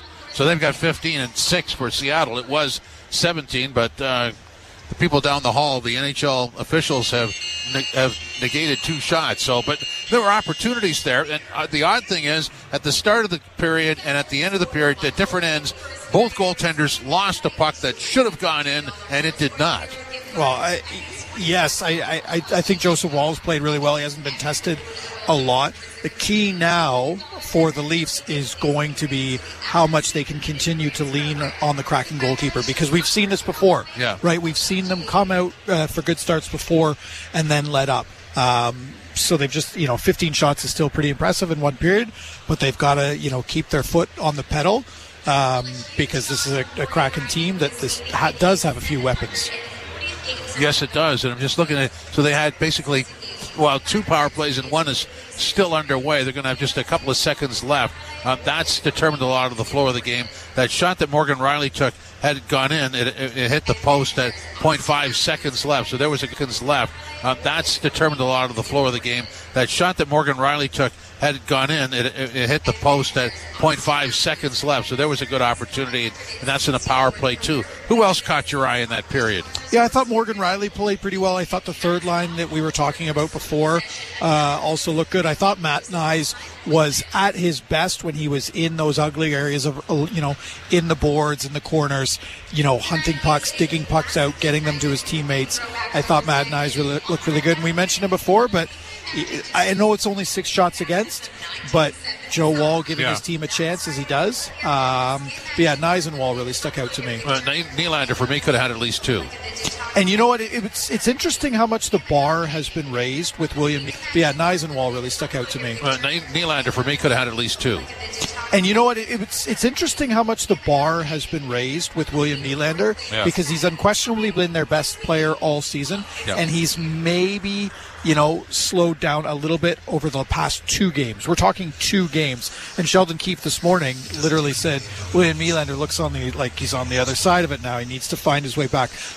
That's not the way we would have talked about William Nylander in the past. He would have been given a lot more breathing room, but that's how much this Leafs team need him right now, that if he has 2 sort of off games, Sheldon Keefe is saying, we need to get him back. But he did look like the William Nylander through the first, 15, 16 games where he's a world beater. Yeah, some of the numbers are really favor the best players. So Tavares had 3 shots on goal. We talked about Nylander, who had 4. Marner got the goal, and Matthews had 2 and 1 that didn't get through. So really their best players look pretty good tonight, don't they? And a lot of that was due to the power play time that they did have, right? So they were cycling the puck pretty well, especially on the Marner power play goal, right? When they start cycling the puck, there's a trust that they start to build in each other. There's a synergy that they start to build. But yeah, they were dominating play in the offensive zone in a way they haven't necessarily in these past few games. And if you're Sheldon Keefe, you're probably just going to keep giving them ice time. Yeah, and moving, they have good speed, good puck movement. It's what you expect from a Maple Leaf hockey team that you don't always see, but it is only 1-0. It's only 1-0, but again, this is a team that had to score their way out of trouble tonight, and they're doing it so far. It's early. Yeah, they're doing it so far. Well, we'll see. And blue line not tested because there's only 6 shots on goal, but didn't see any problems back there. What you're probably going to see, as the game goes on, is Sheldon Keefe mix up the pairs a little bit. That's something he said he was going to do. I don't think he fully knows what he has in those 3 defensemen that have kind of emerged, so I think he's going to be mixing things up, especially if they build a bit of a lead, because he knows he's going to have to lean on those guys over the next few games. Josh, thanks very much. We'll talk again in between the second and third periods. Anytime, guy. Okay, well, between the second and third period, I think I was pretty clear there. Okay. Yeah, okay. Got it, guy. 1-0 for the Leafs over Seattle after 20 minutes of play. Yes, this is Bolsa Canadian Leafs Hockey on TSN 1050 and the Leafs Radio Network. Love meatballs? You could have spaghetti and meatballs, but why have a dish where they're mentioned second, like an afterthought? With 2-for-1 Pizza's new meatball menu, meatballs are the star of the show, with dishes like meatball pizza, with meatballs, green peppers, and red onions starting at just $11.99, or their oven-baked meatballs, baked in their classic tomato sauce topped with Italian herbs for just $10.99. Order online at 2for1pizza.com. 2-for-1 pizza, At Maple Toyota, fun and work go hand in hand, and your success is the name of the game. Just ask the team of players that have been here since the beginning. In fact, you could say Maple Toyota has one of the longest-standing rosters in the league. No surprise. Maple Toyota is an award-winning dealership and offers competitive pay, amazing training, and exciting career opportunities. No one sits on the bench. Everyone scores. Maple Toyota runs on all cylinders. Do you? If you'd like to join the Maple Toyota team, apply today at mapletoyota.com.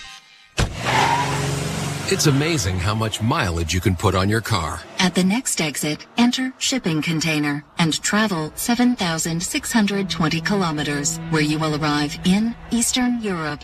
And you don't even have to drive it. Auto theft hurts everyone. When thieves steal, we all pay. You have arrived in Eastern Europe. Visit endautotheft.ca to learn how you can keep your vehicle safe. Brought to you by You Can Keep Your Vehicle Safe. Brought to you by Insurance Bureau of Canada and Equite Association. There are many peculiar words in the English language.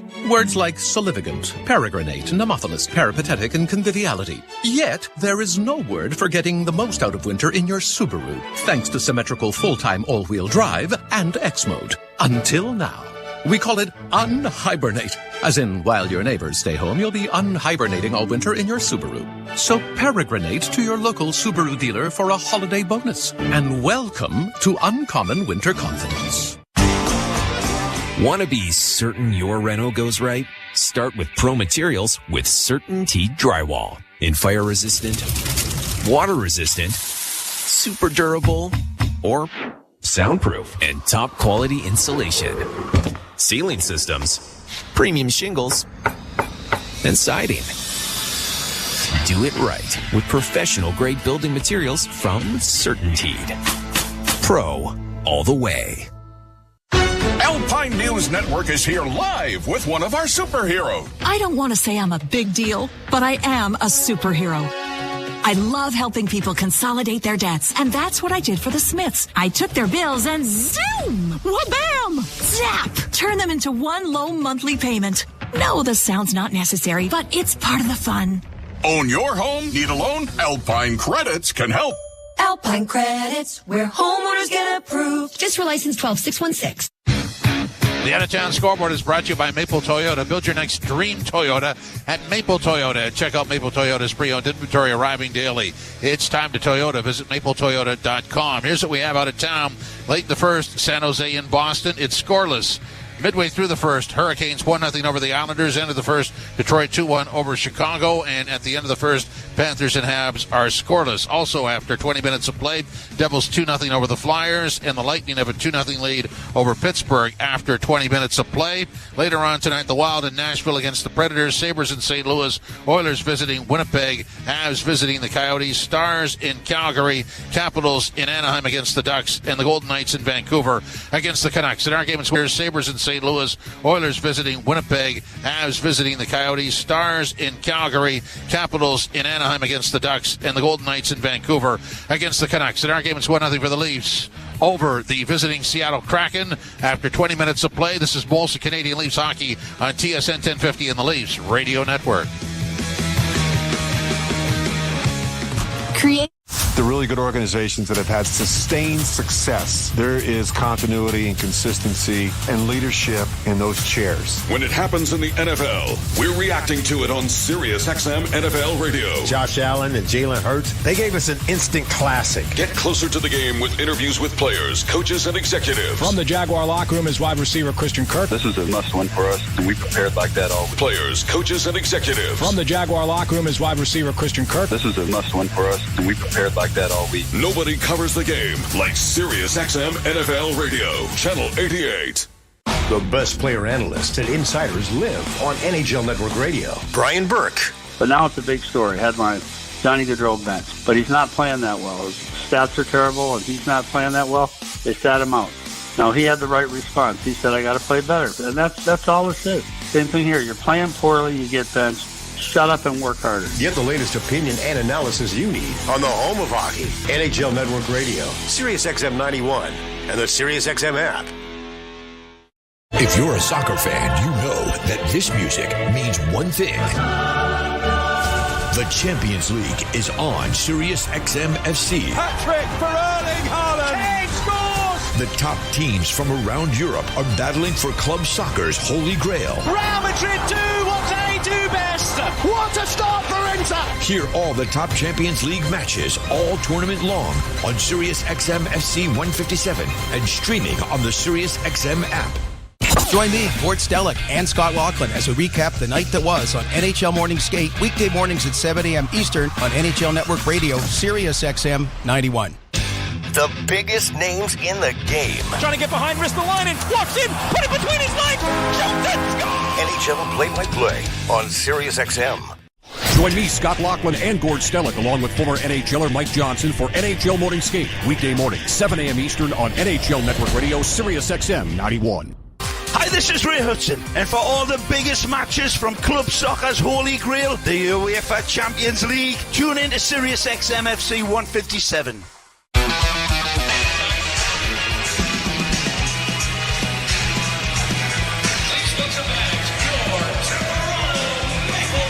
Leafs coming on to the ice, leading 1-0, but it wasn't as dominant a first period as it was about 4 or 5 minutes ago. The Leafs have had a couple of shots taken away, so instead of 17-6, it's now 15-7.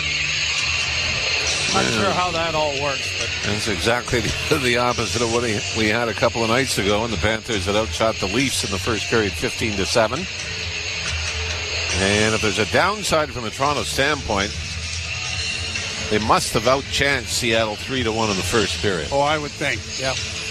And the Leafs just unable to buy that next goal.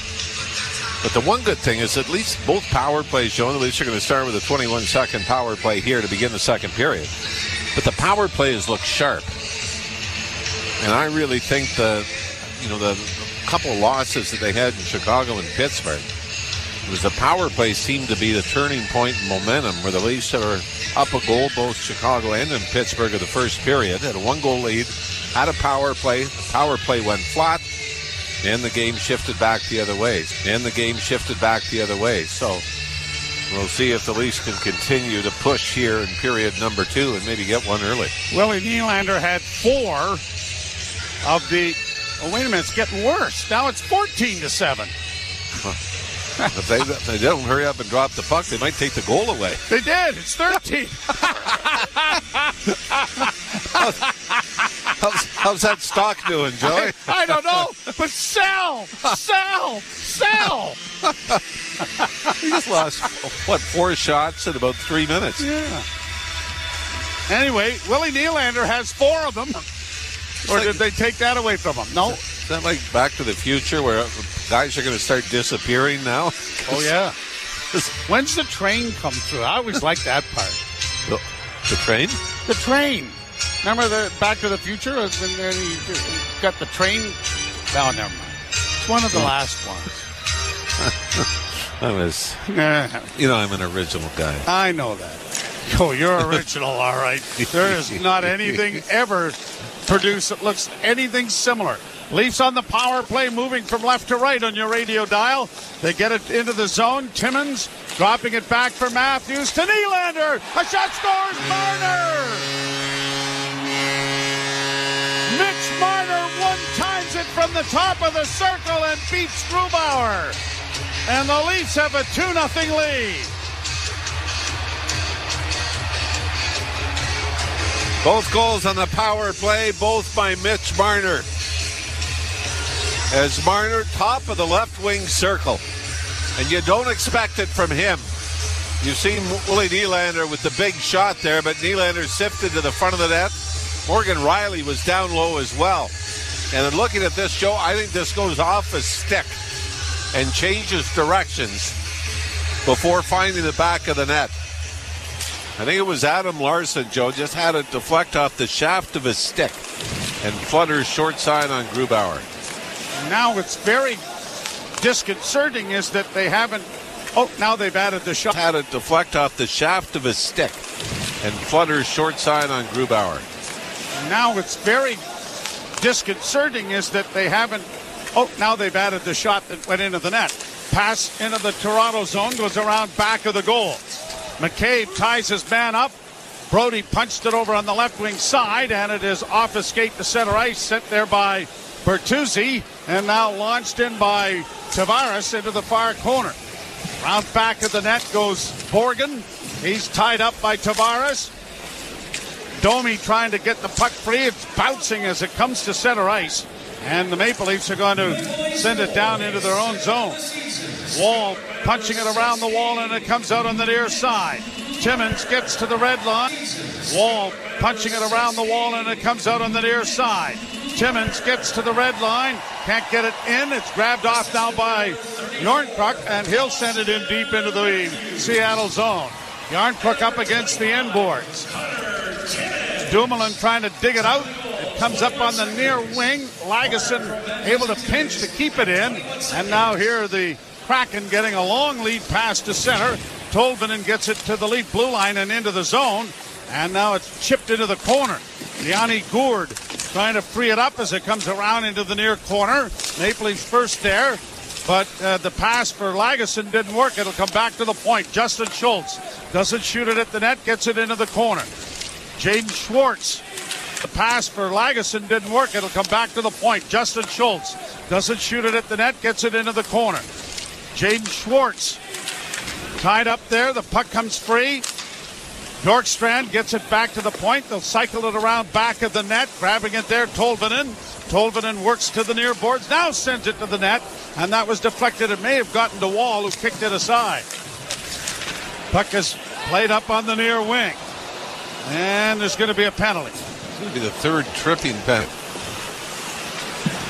Seattle to the line and in on the left wing. McCann playing it into the corner. It'll come back to the point. Grabbed there by Dunn. Shot to the far side. A drive whistled wide and end up in the screen and out of play. So the third power play of the game comes as a result to Seattle, and that evens things out.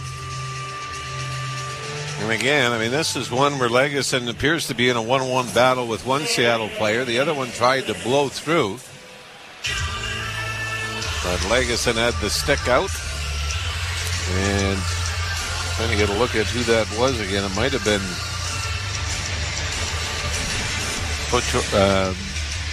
Seattle forward just trying to fly by in behind the goal there. 2:35 the time of the penalty, and the penalty kill brought to you by CMC Markets. Take your trading to the next level with $0 commission on stocks. Leafs off the face-off, ice the puck. Mike's in 2 for tripping at 2:35. Seattle getting it up on the left wing. Brought to the line and in by Tolvanen. Played around the boards to the far side. Sent back to the near wing. Jared McCann to the far wing, and a deflection in front of the net. Wall got across. Comes back into the slot again. Holding it there too long was Bjorkstrand. He gets it again on the right side. Has difficulties handling the puck. Swung it around the boards to the near point. McCann back to the blue line. Trapped by Schultz. Far side, a drive. Knocked away nicely. Centering pass. And it was punched just wide of the Leaf net. At the point, Schultz. Down into the corner now for Wenberg. Wenberg gets it off the boards. Centering pass. Back into the slot. Shot scores. Jared McCann, the Stratford native, who limped off the ice in the first period, has got the Seattle Kraken on the board and cut the margin to 2-1. And he just absolutely unloads from the top of the left wing circle. A little bit of traffic in front. Joseph Wall gets beat. Walker's side.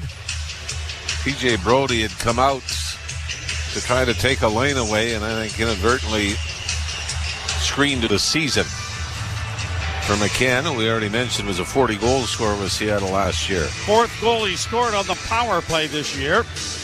So all of the scoring has had an extra man on the ice as it's cleared down into the Toronto zone. Wall punches it back on the boards. Nyes got it out at center, but too far for Nylander. And the Kraken are going to send it right back down into the Toronto end. Riley fighting for possession. It comes to the side of the goal. Cleared back into the corner. Grabbed off there by Yamamoto. Couldn't get it in front. And the Leafs.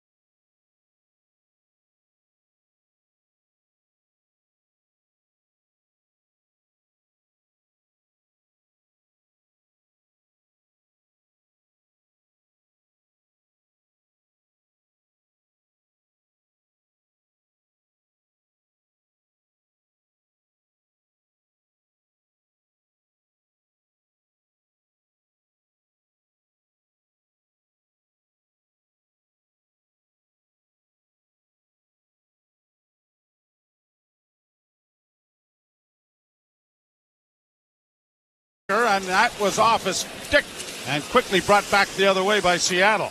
Sent into the far corner. It bounces out in front. Oh, wow. Oh, boy. The Seattle's getting another power play here. And this looked like it was just a simple stick lift. I think it was Bobby McMahon from the Leafs that did it. I think it's going to cost him a couple. Well, good news is, if this is the standard, we should get about 64 more power plays before the night's over. I think you're right. The Leafs with a 2-1 lead. You're listening to Molson Leaf Hockey on TSN 1050 and the Maple Leafs Radio Network. Want to be certain your reno goes right? Start with Pro Materials with CertainTeed Drywall. In fire resistant, water resistant, super durable, or soundproof and top quality insulation. Ceiling systems, premium shingles, and siding. Do it right with professional grade building materials from CertainTeed. Pro all the way. Alpine News Network is here live with one of our superheroes. The secret to my super strength? A mega-calorie diet. And my super strong muscles are exactly what Ed and Kate needed. They wanted a backyard with a tiki bar. You know the vibes. They were approved for a home renovation loan. And I got these powerful hands dirty. Their backyard is now glorious.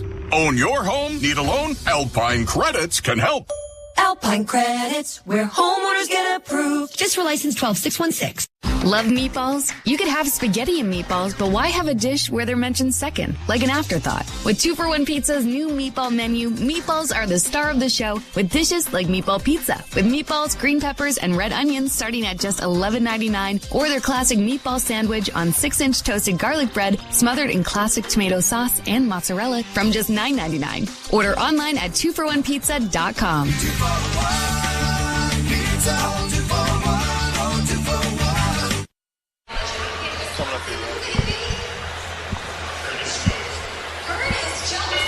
Face-off coming in the Toronto zone. And the Leafs a man short for the fourth time in the game. And the penalty kill brought to you by CMC Markets. Take your trading to the next level with $0 commission on stocks. Hey, Curtis Joseph is in the house. Young fan getting a Maple Leaf jersey as this. Hey, Curtis Joseph is in the house. Young fan getting a Maple Leaf jersey as the Kraken with a shot knocked away, and the rebound was slashed wide of the near post. Played back to the point, kept in there by Schultz. On the far side it goes. Cross ice back to the blue line for McCann. McCann gives it back the other side. A long shot went wide, and it caroms off the boards. Comes all the way to center ice. Eberle hustling in after it. Wall went out of the goal to stop a puck back of the net, and it caromed right to the side of the net. Back to the point it goes. Schultz, near side. McCann with a shot. Good blocker save made there by Wall. Not sure he even saw it, but he had good positioning. Leafs get it off the boards, and it is Marner sending it out and down the ice. This keeps up. Marner will be playing the rest of the season with that fishbowl on. He has both Toronto goals. Wu almost had a chance for a steal there, but thought better of going to the bench. Leafs knock it into the far corner. Beniers trying to play it back to the point, and he has. Vince Dunn, near side for Gourde. Back to the far side it goes. Now to Dunn again. A shot coming off a stick and elevated into the screen and out of play with 38 seconds left to go. Incoming off a stick and elevated into the screen and out of play with 38 seconds left to go in the power play. Well, if you're scoring at home, 3 tripping penalties, 3 hooking penalties, and a cross-checking penalty. So all stick-related infractions. You'd have the coincidental roughing penalties a little earlier. But I guess you can say they've been consistent, haven't you? Yep. Puck scrummed against the near boards off a face-off. Controlled now by Seattle. Far side it goes. Looking back for Dunn. A shot comes around the wall to the near wing. Dunn finally does get it. To the far side of drive. Good save made by Wall. Played into the corner. Beniers getting it back to the point. Wing. Dunn finally does get it. To the far side of drive. Good save made by Wall. Played into the corner. Beniers getting it back to the point. Fed by Dunn to the far side. Another save made by Wall again. Another shot coming. Wall down. He's got a hold of it. And we get some more shoving, and now a helmet comes off, and now some punches being thrown. It is Yanni Gourde and Lagesson. And Yanni Gourde appears to be pretty upset. And isn't this nice to have it the other way around? Yeah. Be the team that sours everybody else instead of the team that cries foul. And I don't think we're going to get anything more out of this. 8 seconds left. And the penalty to Bobby McMahon. And the Leafs holding on to a 2-1 lead. All 3 goals in this game have been on the power play. By the way, Adam Larson, since Seattle has come into the league, they've played 201 games, regular season and playoffs. Adam Larson has played in every one of them. The only Seattle Kraken member to play every game in franchise history. We were talking about Morgan Riley in his 740th game. Thomas Carberley, 878. Boreas Salming, 1,099. Tim Horton, 1,184 in a Leaf uniform. Draw one by Seattle, and a shot deflects wide of the Leaf goal. It comes to the side of the net, but Studenik couldn't get it out in front. Now Studenik coming across as the Leafs. Riley got hauled down there by one of the Kraken without a call, and it's down into the Seattle zone. No icing. Off the board, stolen by Matthews, cutting in off the wing with a pass. That deflected and almost went into the net. Nyes back to the blue line to Morgan Riley. He walks the line, finds a pass into the corner for Matthews down low. Matthews and Nylander. It comes free. Nyes with it in the near corner. Works back to the net, then stops. Looks in front. Pass went off a stick and almost beat Grubauer on the short side. Nyes doing a good job back of the net, trying to get it out in front. And it's finally dug out by Seattle and played out at center ice. Brody right back in for Matthew Nyes. Nyes off the right wing with a pass. Owen Matthews couldn't make contact as he was cutting right in front of the net. Now from a sharp angle a shot, and Grubauer stopped that. Seattle all of a sudden out shooting the Leafs 19-18. We think. Might be 19-9 in a couple of minutes as we've seen them taking shots away. Here's Tavares across the line. Took a shot. That was kicked aside by Grubauer. Around the boards to the side of the goal. It came in front. And unable to get a stick on it there was Bertuzzi. Seattle come away with it. They skated out at center. And it is Adam Larson sending it down into the Leaf end. Wall got it freed up. Timmins with a pass ahead, but a touch pass there by Tavares was intercepted. Now Marner getting it in over the line for Bertuzzi. Curls back to Marner. Shot coming, deflected off of Borgen into the far corner.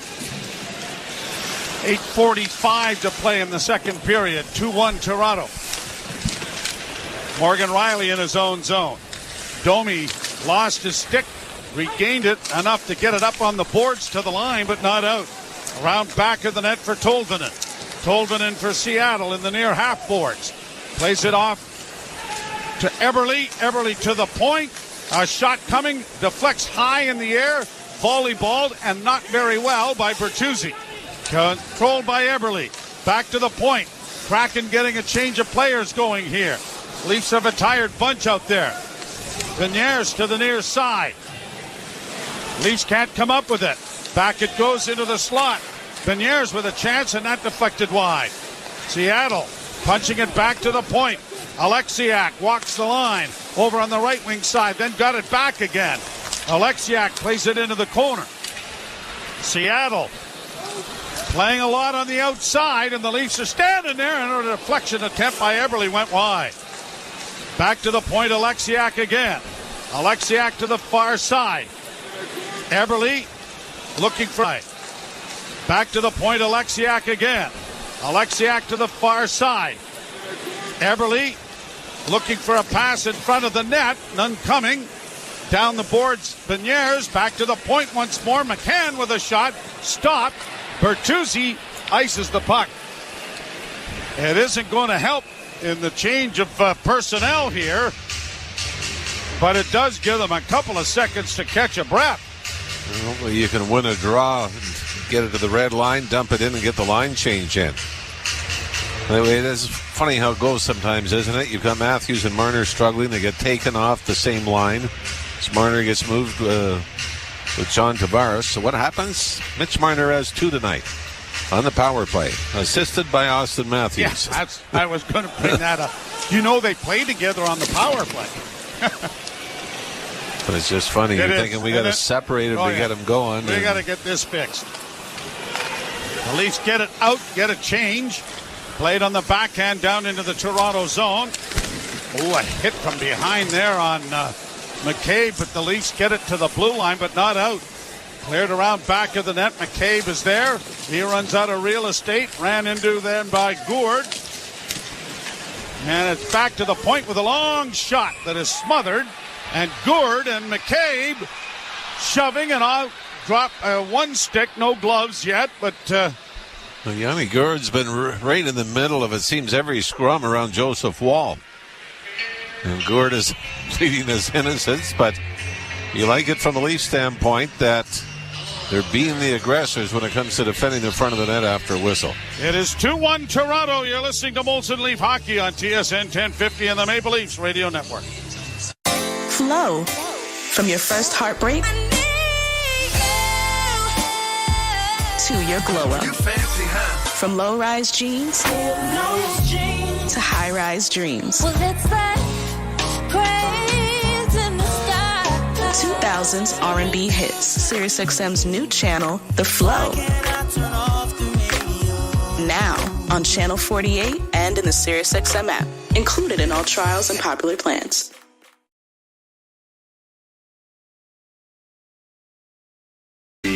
Some kind of legacy team where you can win a couple of Stanley Cup. That's the challenge that you present to the players. NHL Morning Skate with Scott Laughlin and Gord Stellick. Weekdays 7 a.m. Eastern on NHL Network Radio, SiriusXM 91, and the SiriusXM app. The best hockey lives here. Martins gets it back. Stick handles to the backhand. Moves in front. Score! NHL play-by-play on SiriusXM.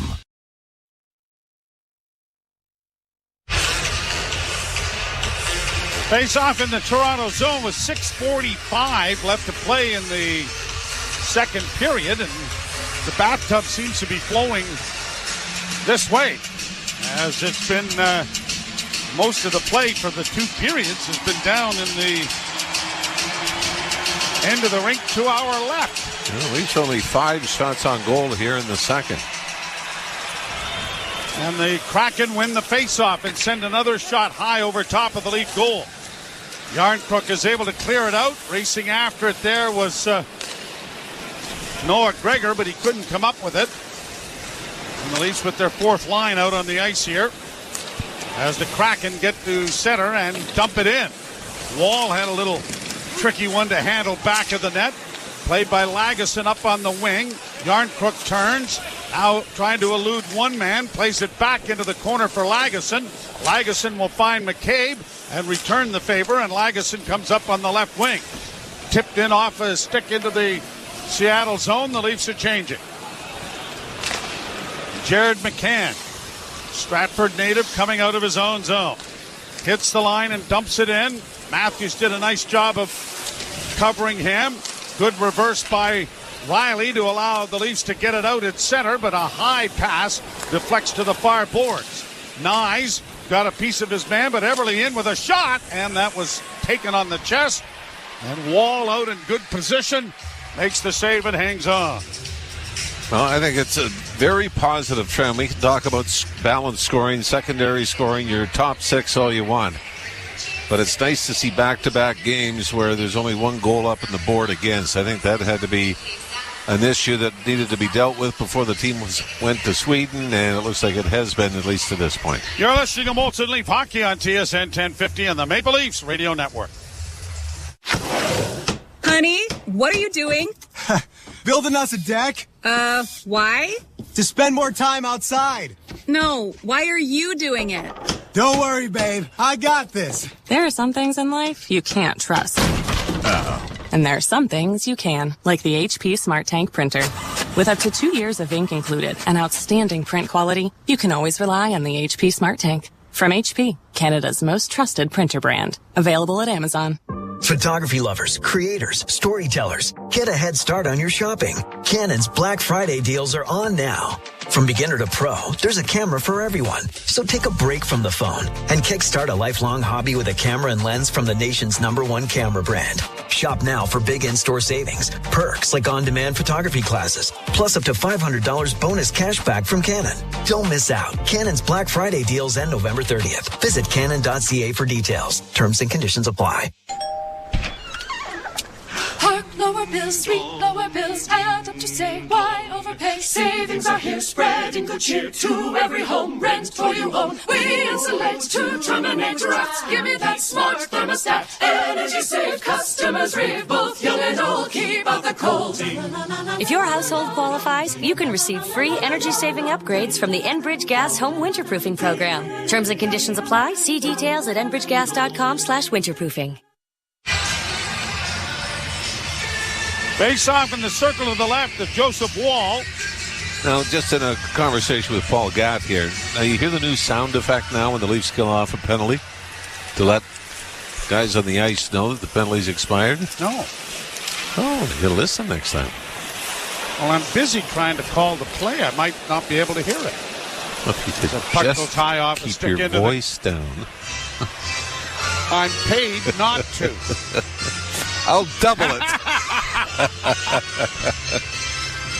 Yeah, no, I know other teams have done it. It's sort of like a video game sound when the penalty's killed off. But this is the first time I remember the Leafs using it. Just a little sound effect. Who's in charge of that? You? No. Oh. Okay. No, I'm just strictly shots, and it's been a tough night for that. Yes, you still haven't got it right. Keep changing it. I know. It's one thing to have them go up, icing here, but when they start taking them away, yeah, we have enough problems with it going in one direction. But when they start going in opposite directions, good luck to us. Yeah, to us, that's an advanced stat. When the shots are being taken away, it's advanced math. Draw one by the Leafs. Into the slot, it comes to Riley. His shot went wide of the net. Into the corner, Nylander coming out with it. Nylander tried to saucer it back to Brody, but it's intercepted and brought to center ice now by Gourde. He'll drop it off now for Tolvanen. Tolvanen holds. Can't send it to the net just yet. Gets it off to Dumoulin. Dumoulin around back of the net. Gourde couldn't come up with it. Back to the point. Long shot in traffic. Blocked. Nyes tries to settle it down. Got it ahead to Willie, but he couldn't pull it ahead or he was in behind the defense. Schultz sends it in over the line. Right wing side, down, and in position is Wall once more. And he'll hold for another face-off coming in the Toronto zone. Seattle really is shooting from everywhere, aren't they? Any opportunity coming down the wing, they're firing it towards the net. But Joseph Wall has been outstanding as far as rebound control. And there's another one right into the midsection. He's able to hold on. Well, he stopped 37 of 38, along with a bunch of the saves that he made in the shootout to give the Leafs the win. Talking about taking things away. Took a goal away in the shootout that gave them the chance to do it. Yeah, the offside call. Double tap. Yeah, double tap. That's the way it's worded in the rule book as well. Fairly accurate. Now here's Seattle in over the line. Beniers with a shot that went wide of the net. McCabe taken to the boards. Tavares helps him out. Played it to the line, but not out. Now Tavares and McCabe getting it ahead. Marner's in on goal. A hat trick here. Scores! Mitchell Marner has the Hattie, and they're raining down on the ice.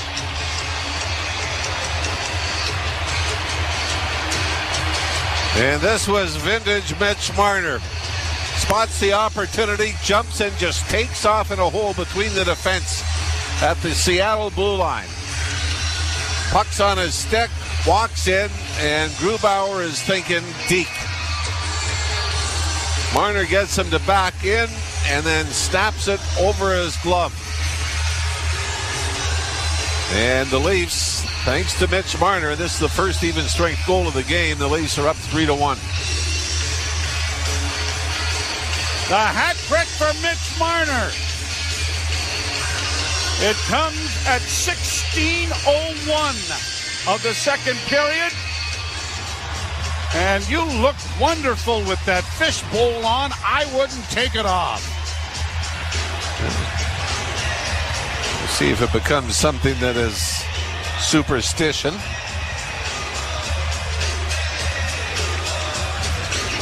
Attendants cleaning up the chapeaus who have been tossed onto the ice. Marner did have his last hat trick was February 26, 2022 on the road against the Detroit Red Wings. And I believe, doing the quick scan, Mr. Bowen, that is his second career NHL hat trick. First even strength goal in the hockey game. Well, last hat trick that the Leafs had at the end of last year. We know Matthews started the season with back-to-back hat tricks. But the last hat trick last year was February 21st. And it was Ryan O'Reilly in Buffalo. Jake McCabe was the one who spotted him. And he snapped that pass right up the middle of the ice. And Marner was in behind the defense. And took it the rest of the way to beat Grubauer. And the Maple Leafs with a 3-1 lead. A great pass by Jake McCabe, too. Mitch Marner gave him a target, and McCabe hit it perfectly. Off the boards, Yarncrook sending it down into the Seattle zone. Pushed out into the center ice area by Seattle. And Connor Timmins goes D to D, and Benoit getting it out. Had it knocked back towards the Leaf zone. Benoit now carries off the boards and clears it down into the Seattle zone. Domi chasing after his man. The puck turned over. Here's a chance for Robertson to shoot it, and it's kicked away by Grubauer. Back of the net for Domi. Domi, well, he snapped his head back there. I don't know if he got clipped or was at least trying to draw one. But here are the Kraken coming out with 3:12 to play in the second period. Played down into the corner. Up ahead for Max. He sends it off on the right side for Timmins across the line. And Robertson ended up getting knocked down after he couldn't handle a pass. Brought back by Oleksiak. Played into the side of the goal and back of the net for Brody. It comes to the near side. A shot high and wide of the goal, bounced to the far point. Kept in by Seattle. Back of the net for Wenberg. In front of the net, fanning on the shot there completely was Yamamoto. Back to the point, kept in by Oleksiak. Far side, and a shot coming is deflected. Rebound! Oh, and I think Wall got over there and just did get a blocking glove on it. He had to go from pillar to post in a big-time hurry. Leafs finally get it out at center. Brody, via hand pass. It'll be whistled down. 2:11 left to go. Did Wall get that? Well, whether it might have been blocked in front, but if it did get through, he was there in time. It was after one of those redirections that come out the other side, and you got to go post to post and pick it up in a hurry. 2:11 to go here in the second period. 23-21 the shots for Seattle. But the Leafs have restored their 2-goal lead here. And a deflected pass goes into the Seattle bench. Matthews along with Nylander and Nyes.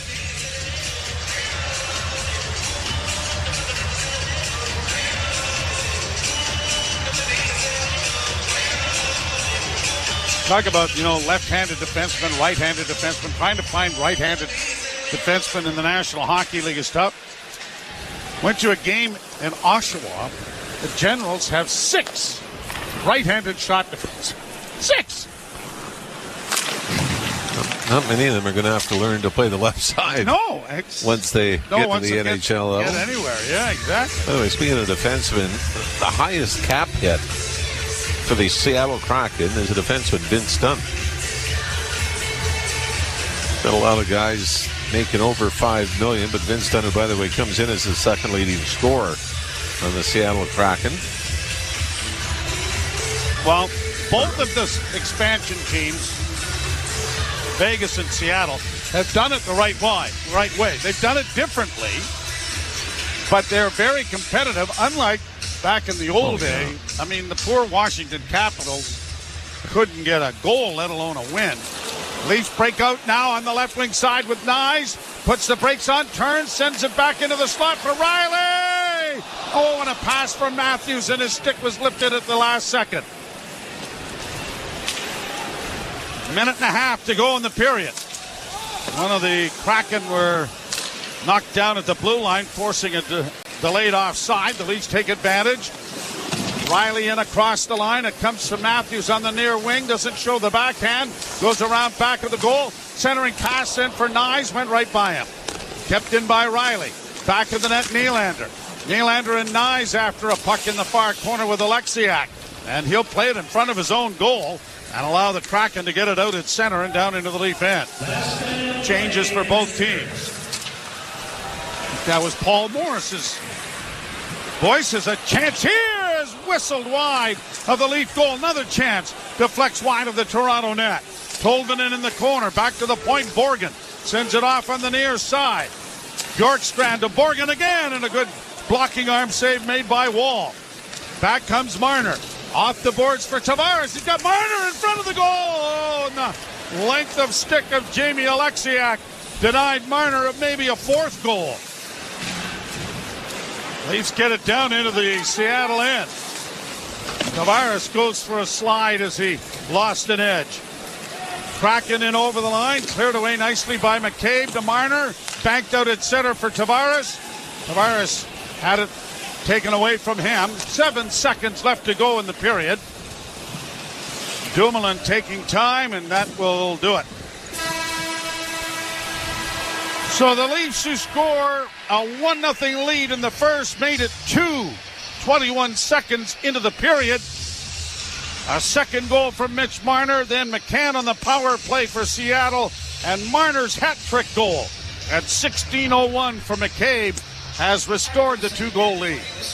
And really, that third one especially was classic Mitch Marner. Sees a hole, takes off down the middle of the ice, but a great pass by Jake McCabe leads to the great finish on the breakaway by Mitch Marner.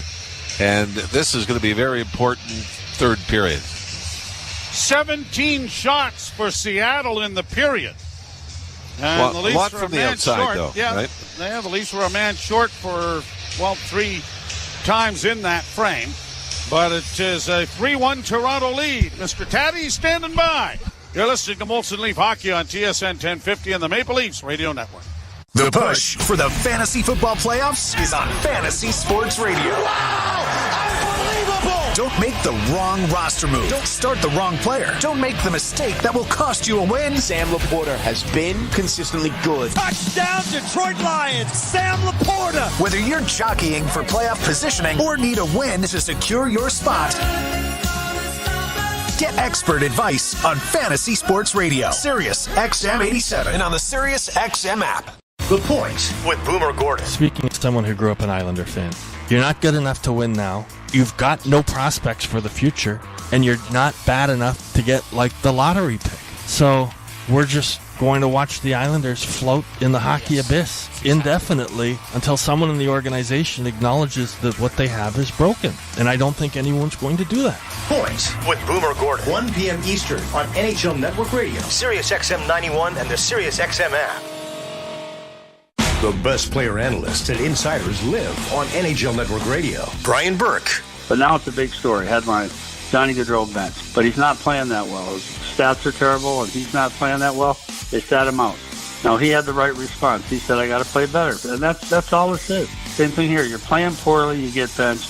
Shut up and work harder. Get the latest opinion and analysis you need on the home of hockey. NHL Network Radio, Sirius XM 91, and the Sirius XM app. 24/7 Hockey Talk. My boy Brady Tkachuk fired up, said what he wanted to say, I love when a captain comes out like that and sticks up for his team. Listen, the fans of Ottawa, they paid their hard-earned money to get in there. I guess if they want to boo, they can boo. I love Brady sticking up for his guys, but Brady Tkachuk, good for you. Say how you feel. Plays hard on and off the ice. Cooley, I love that kid. Sirius XM, NHL Network Radio. Sirius XM 91. And on your schedule with the Sirius XM app. NHL Morning Skate. George McPhee on the Vegas Golden Knights. Give us a sense as to what you and Kelly were thinking in terms of this season's roster. The team overall is in pretty darn good shape. It's sort of in our prime. This team wants to be some kind of legacy team where you can win a couple of Stanley Cup. That's the challenge that you present to the players. NHL Morning Skate with Scott Laughlin and Gord Stellick. Weekdays 7 a.m. Eastern on NHL Network Radio, Sirius XM 91, and the Sirius XM app. Under review. And if someone says, well, he's good in the room, you know what? They don't have a good in the room stat in the standings. I've yet to find that category. It's one of the most overplayed things. They better be good in the room. That's the least you better bring when you join a National Hockey League team. Under review with Mick Kerr, 11 a.m. Eastern on NHL Network Radio, Sirius XM 91, and the Sirius XM app. If you're a soccer fan, you know that this music means one thing. The Champions League is on Sirius XM FC. Hat-trick for Erling Haaland. Kane scores! The top teams from around Europe are battling for club soccer's holy grail. Real Madrid do what they do best. What a start for Inter. Hear all the top Champions League matches all tournament long on Sirius XM FC 157 and streaming on the Sirius XM app.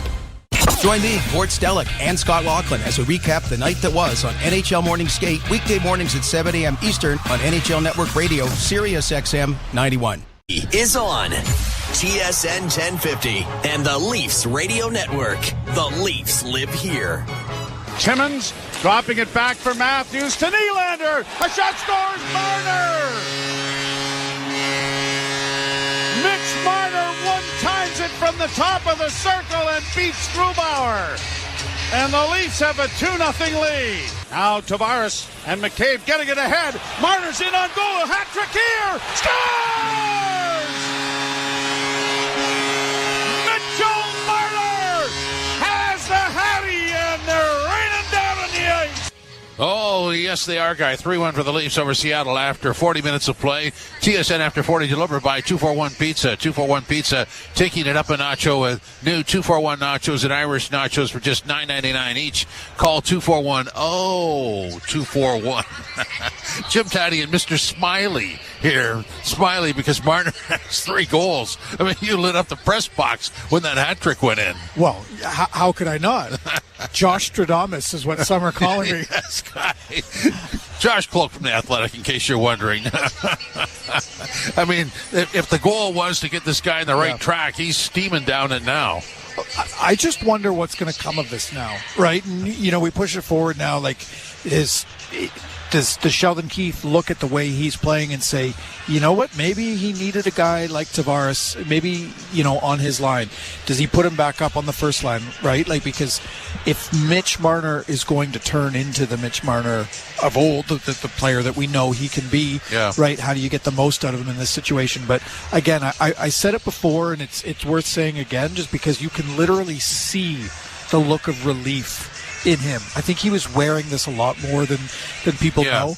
And you can literally see it with each celebration, just how happy he is. And when Mitch Marner is not playing with joy, we know he's a kid at heart. We know he's got personality. We know that this is a talkative, you know, loud, kind of boisterous person in the locker room. When he's not playing with joy, that really derails his game, and you can see that joy tonight. Yeah, that was the noticeable thing about it, was how he felt about it. And obviously there's a mood change there. So it's kind of a silly question, but I have to ask, if he's not performing the way he was capable of or wanted to, is that on the construction of the first line in any way, shape, or form? Meaning, is that a line sort of changed its chemistry because Nyes is now on it? I mean, do we go there? I just think scorers, and like Mitch Marner is not a goal scorer, but he's a point producer. when you are a player that is defined by your production, and in a lot of ways, Mitch Marner is, they're streaky. All point producers are streaky, right? The consistent point producers are the best players to ever play the game. So, when you get down and you get in a bit of a rut, the funk kind of multiplies. And I just think that's what happened with him. I think this one was genuinely mental. And again, I say that because of how happy he looked. I don't think he was necessarily doing anything wrong. I just think as his struggles kind of, again, multiplied, he wasn't playing with as much confidence. And it's a cliche thing, but it's a hard thing to kind of keep and find. But look, it looks like, because you could just see him shift by shift growing in that confidence, right? Well, and on the hat-trick goal, I mean, that was pure confidence. 3 goals on 3 shots, right? That's a player who's feeling it right now. 15 minutes through 2 periods. It's pretty clear, Sheldon's going to keep leaning on him because they're not out of the woods yet, right? The Kraken did have a better period there. They stormed back, they did. Right? They've got the edge 24-20 in shots right now. They've had to lean on Joseph Wall a little bit more, so they're not out of the woods yet. Yeah. But again, everything we said they had to do coming into this game, score their way out of trouble, they've done. Still 20 minutes left. Yeah, and Nylander and Matthews have had their opportunities as well, just haven't hit the board. While we're on shots on goal, a 17-7 for Seattle in that period, and I've never seen this in this rink, but the sheet that we were handed, which is not live, obviously, it's printed and handed to us, had the Leafs out shooting Seattle 17-6 in the first period, and now it's been adjusted to 13-7. I don't think I've ever seen a sway like that on a stat sheet in this building. Are you going to write a letter, guy? No, it's odd. I've never seen a 4-shot deletion by the home team. Weird things have been happening here with the penalty shot the other night. Yeah, but this game, if you were to describe to somebody the Leafs are up 3-1, it wouldn't nearly describe what's going on that ice. It's a wacky game, isn't it? Yeah, but I do think the Leafs are... Sometimes when things get wacky with this team, they lose their composure a little bit. I think the Leafs are looking composed. I think they're staying in this game, right? I think they're as close to as dominant as they've been. We talked about the Dallas game, we talked about the Vancouver game as some of the more dominant performances. I think if they kind of keep this up, keep relying on Joseph Wall, we're eventually going to be able to put this game in that category. Yeah, and again, that's what the Leafs need right now. Yeah, and so they've got to start playing the 5-on-5, sort of shift by shift game plan, the defensive game plan, which we really haven't seen tonight. No, but you know what? Credit to some of their defensemen who are playing really, really well. We talked before about the fact that they're playing with half of their ideal defensemen. Jake McCabe's pass to Mitch Marner on his goal was fantastic. Yeah. That's not something we see from Jake McCabe very often, and he deserves credit there because he's one of those guys that's going to be shouldering a little bit extra of the load. And he's looked fine, not great, but that's the kind of pass that can, build some confidence with him because the Leafs need more offense from the blue line, and credit to him, right? Connor Timmins comes in with an assist as well. This is important. The Leafs need offense from the blue line, and though their top forwards are playing well tonight, getting some points from the blue line is really important. I wonder what the over-under on McCann getting a goal for Seattle tonight would have been. It's guaranteed. It's a former team guarantee. You always take that bet, guy. I know. He's haunted the Leafs. Yeah, well. Here for a second and haunting forever. It's wacky. Wacky things are happening. You're right. Yeah, they stole my line. That's what I do, guys. Yeah. Get in and get out. So what are we looking for in the third period? I think this is going to be a really important period for Joseph Wall, right? Because the Kraken played much better in the second period than they did in the first, so you're going to imagine they're going to continue to build that momentum. Joseph Wall has been at his best when he's kind of locking things down, so that's what we're going to need. The Leafs are really going to lean on him this period. 3-1 for the Leafs after 40 minutes of play. This is Molson Canadian Leafs Hockey on TSN 1050 and the Leafs Radio Network. Hi, I'm Randy Hanatko, founder of Train West Management and Consulting. Few careers offer what a sales career can. No barriers to entry, always in demand, and the opportunity for unlimited income. So why do we meet so many annoying and unprofessional salespeople? Because they never had professional training to learn modern selling the right way. For 18 years, we've been training professional salespeople to reach their full potential. If you're deadly serious about becoming an elite salesperson, visit trainwest.ca today. Okay, Max, we have a new spot for Sunwing Vacations. Okay, Sunwing Cyber Monday deals up to 40% off. Hang on, I think we got the wrong script. Yeah, it's 40% off. What's the issue? 40% off Cyber Monday vacation deals? Yes, why do you keep repeating me? 40% off. Huh, just think about what you could do with all those savings. I know. In fact, it's in the script. When you save more, you can do more. For daily door-crashing deals, visit your local travel agent or... Did you know that if you're 60 or older, RSV can be serious for you? Help protect yourself with Arexvy, Canada's first RSV vaccine. Ask your healthcare provider about Arexvy. Arexvy is a vaccine that helps to protect adults 60 years of age and older from lower lung disease caused by respiratory syncytial virus, RSV. 100% protection cannot be guaranteed. Adverse events may occur. Learn more at arexvy.ca. Love meatballs? You could have spaghetti and meatballs, but why have a dish where they're mentioned second, like an afterthought? With 2-for-1 Pizza's new meatball menu, meatballs are the star of the show with dishes like meatball pizza, with meatballs, green peppers, and red onions starting at just $11.99, or their oven-baked meatballs, baked in their classic tomato sauce topped with Italian herbs for just $10.99. Order online at 2for1pizza.com. 2-for-1 Pizza. There are many peculiar words in the English language. Words like solivigant, peregrinate, nemophilus, peripatetic, and conviviality. Yet, there is no word for getting the most out of winter in your Subaru, thanks to symmetrical full-time all-wheel drive and X-Mode. Until now.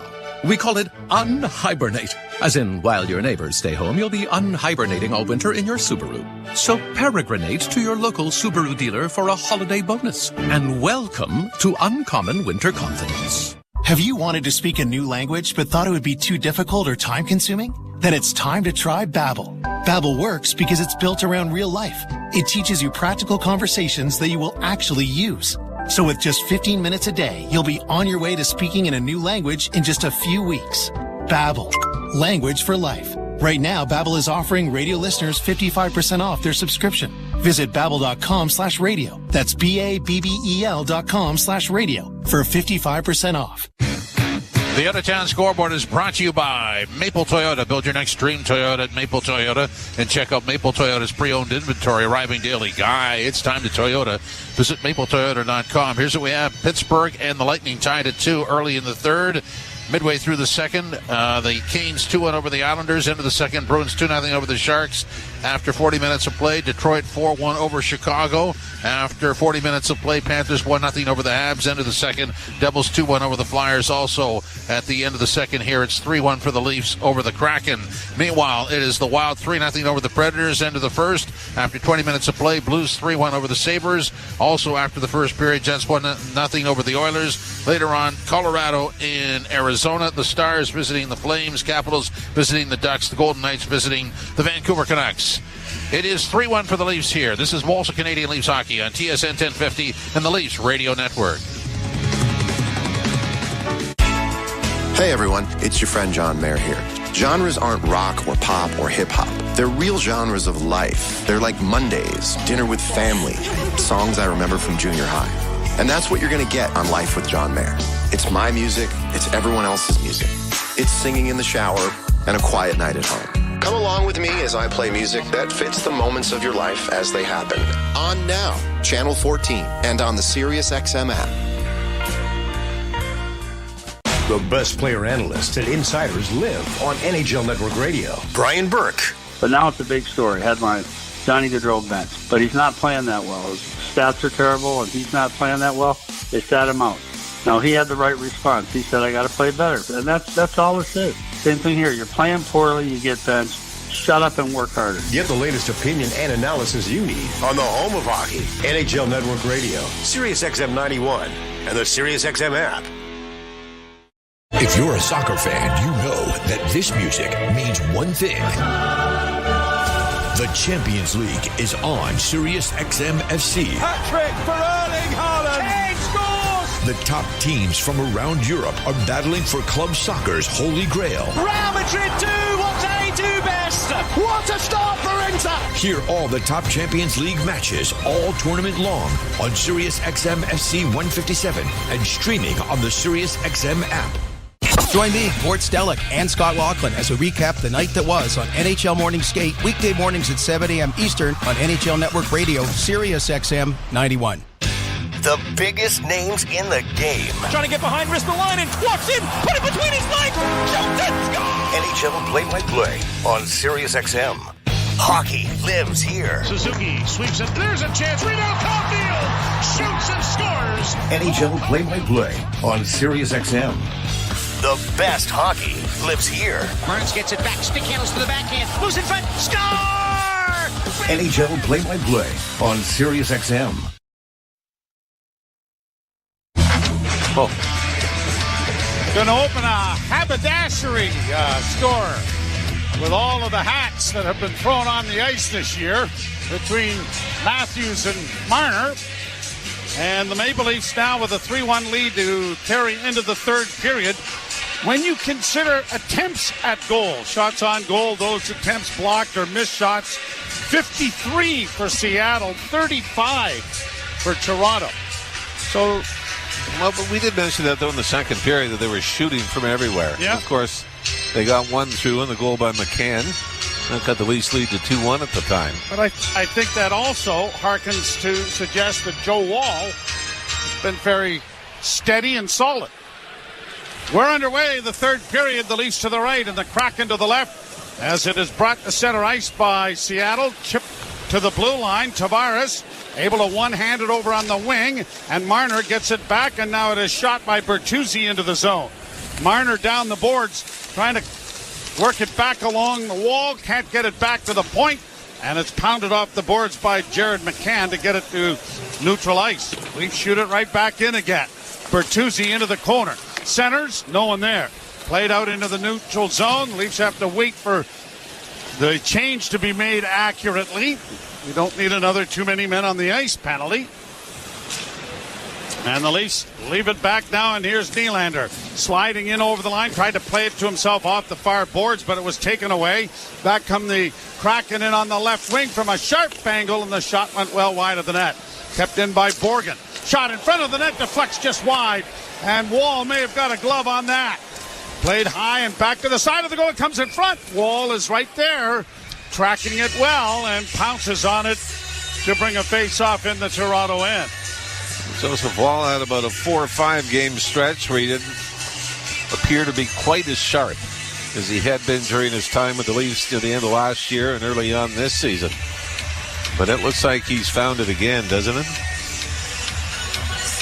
He has been very steady. But I will say this. They've played well enough in front of him. They've let him see shots. They've taken away traffic. There's a chance in front again, and Wall once more. Echoing your sentiments exactly. Well, this was a little more high-risk opportunity. Bjorkstrand getting the shot away on a turnover in front. It was after Jake McCabe tried to force it up the left wing boards. It was kept in. Seconds later, it's in front of the net. Face off to the left of Wall. 26 shots now for Seattle, and an icing call maybe coming here. No. To a ricochet to the side of the net, and Grubauer had to play it. It's back out into neutral ice, however. Benoit getting it to the line, but unable to get it in with Bobby McMahon. Now McMahon in on the wing, got a shot away, and it is deflecting up into the screen, out of play. And then McMahon getting in a bit of a shoving session with Will Borgen. Well, Sheldon Keefe cannot be very superstitious. Why is that? He brought up Bobby McMahon. He had 2 assists his first game against Vancouver. Then was in the lineup for both games in Sweden for wins. And then didn't get back into the lineup until, 2 games ago? Yep. Or a game ago. So, Leafs have been perfect with McMahon in the lineup this year. Played around the boards in the Seattle zone. Chipped off the wall and now controlled by Seattle. Dumoulin on the far board. Schultz tried to play it in. It was partially blocked. Then thrown in at the net. Handled easily by Wall. Played around on the boards. Robertson can't get it out.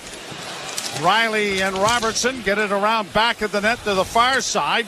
Yarncrook steering it back, and the Leafs will play it up on the left wing, and now here's Morgan Riley. A pass ahead, deflects down into the zone, and Yarncrook is in pursuit. Couldn't get to it as he was taken off the puck, and now here is Schultz starting out for Seattle. There you go, D to D. Schultz gets it ahead, tipped in off the stick, down to the side of the goal. Wall punched it back into the corner. Leafs back of the net now. Marner turning for Toronto, dropping it back. Played around the boards for McCabe. He reverses it to Lagesson. Lagesson does get it out. Left wing side, Bertuzzi. Now into the slot, and again for Marner. Oh, he had a great chance there, and the pad of Grubauer kicked out to make the save. Riley at the point. To Marner once more. Played hard around the boards to the far side. Pinching there is Brody. Tavares tries to come away with it, but can't, and the Kraken are going to get it out into neutral ice. Marner takes it away there. Morgan Riley gets a pass on the left wing, will just feather it down into the zone. David Camp around back of the net.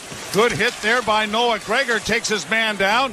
Puck back of the net for McMahon. Back to the point once more, no shot. Bobby McMahon off on the far side. He plays it back of the net for David Camp. Camp to the near corner. Leafs with it, and a pass to the side of the goal. Jammed at there by Noah Gregor. Goaltender's lost his stick and a shot. That was stopped. The rebound is still under control by the Maple Leafs. Off on the wing, a shot trying to go high. And again, Grubauer got his shoulder in front of that. Stick is at the side of the net. Another shot deflects over top of the goal. Noah Gregor, great pressure here by the fourth line. Goaltender gets his stick handed to him by a defenseman. Boy, everything you want your fourth line to do right there other than score. Good zone time, and they're responding here, the fans, on a great shift.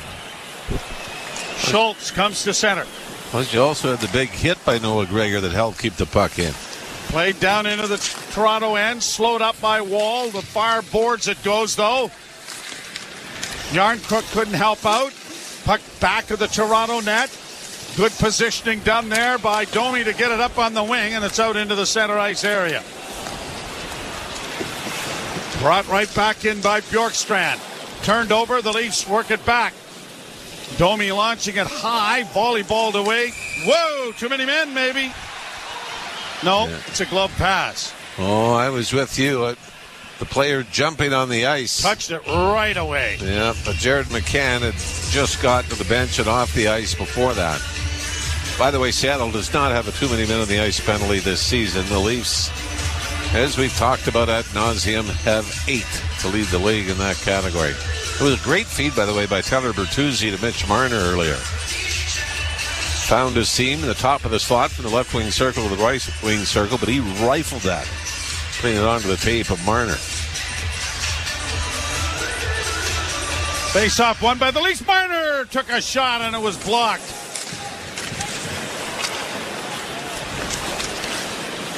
I do not believe Mitch Marner's had a 4-goal game. Leafs brought to center. Lagesson launches it into the corner. Back of the net for Alexiak. Cut off by Marner. Marner skips in back of the goal to free it up. The pass by Bertrand. Back of the net for Alexiak. Cut off by Marner.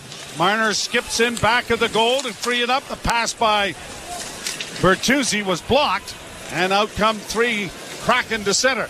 And across the line, a pass into the far corner goes wide of everyone. Fed back by Yamamoto. To the blue line it comes. Near side, working in. Larson with a shot. Off a stick and up into the screen. 14-11 left to play in the third period. The Leafs 3 and the Seattle Kraken 1. Sure if this actually got to Joseph Wall, but no, I said earlier, Marner's had one other hat trick a couple of years ago. Yes, hat trick. No, he's not a 4-goal game. He's only had one other hat trick. I would have told you if it was 4 goals. Oh. Well, I would assume. I probably wouldn't have. No. Let him flounder over there. He's doing fine. I think they're showing it up on the screen now on the TSN TV feed. The 3-goal game against the Red Wings. Remember Bunting had a 3-goal game against the Wings as well. They had some goofy games in Detroit. Wild. High-scoring affairs. Larson now for Seattle. Gets it out at center. Rink-wide pass. Taken nicely off his skates by Tolvanen, who steps in and scores. Tolvanen took the pass off his skate on a really nice play. Got it up to his stick, stepped into the slot, and beats Joseph Woll to make it 3-2. Now, David Kampf, who is usually so good defensively, wasn't moving his feet and then sort of pulled up and kind of did the one-handed wave at Tolvanen, and I think Morgan Riley is thinking, okay, Kampf's got Tolvanen on the right wing boards. I can back off.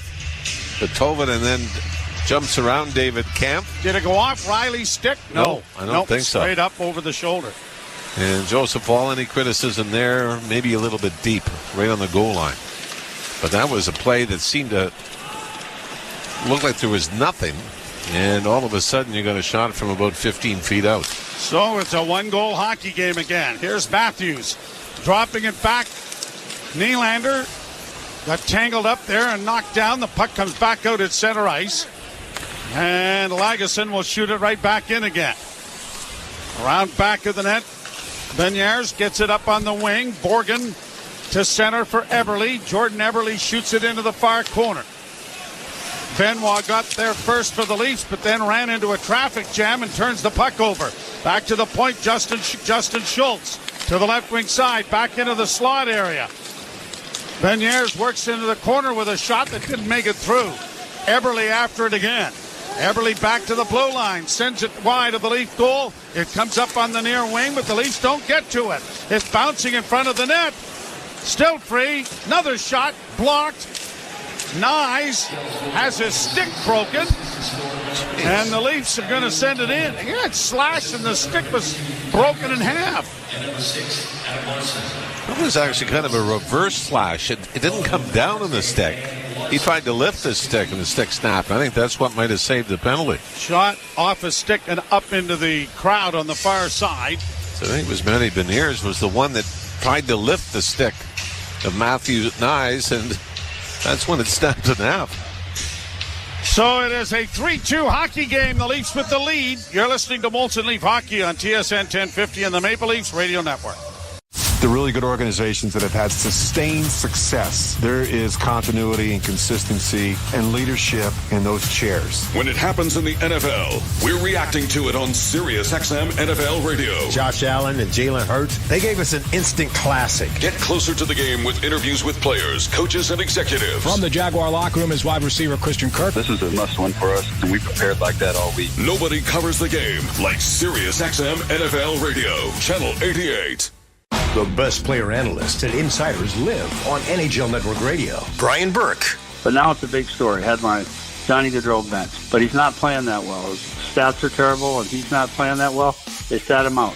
Now, he had the right response. He said, I got to play better. And that's all this is. Same thing here. You're playing poorly, you get benched. Shut up and work harder. Get the latest opinion and analysis you need on the home of hockey. NHL Network Radio, SiriusXM 91, and the SiriusXM app. If you're a soccer fan, you know that this music means one thing. The Champions League is on Sirius XM FC. Hat-trick for Erling Haaland. Kane scores! The top teams from around Europe are battling for club soccer's holy grail. Real Madrid do what they do best. What a start for Inter! Hear all the top Champions League matches all tournament long on Sirius XM FC 157 and streaming on the Sirius XM app.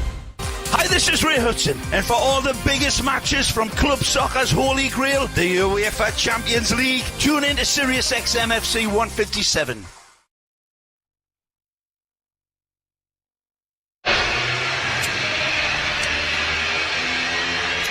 "12 minutes and 16 seconds left in the third period. The Leafs with a 3-2 lead. The Leafs have won 66% of the faceoffs. John Tavares has won 10 of 13. Lost this one. 10 of 14.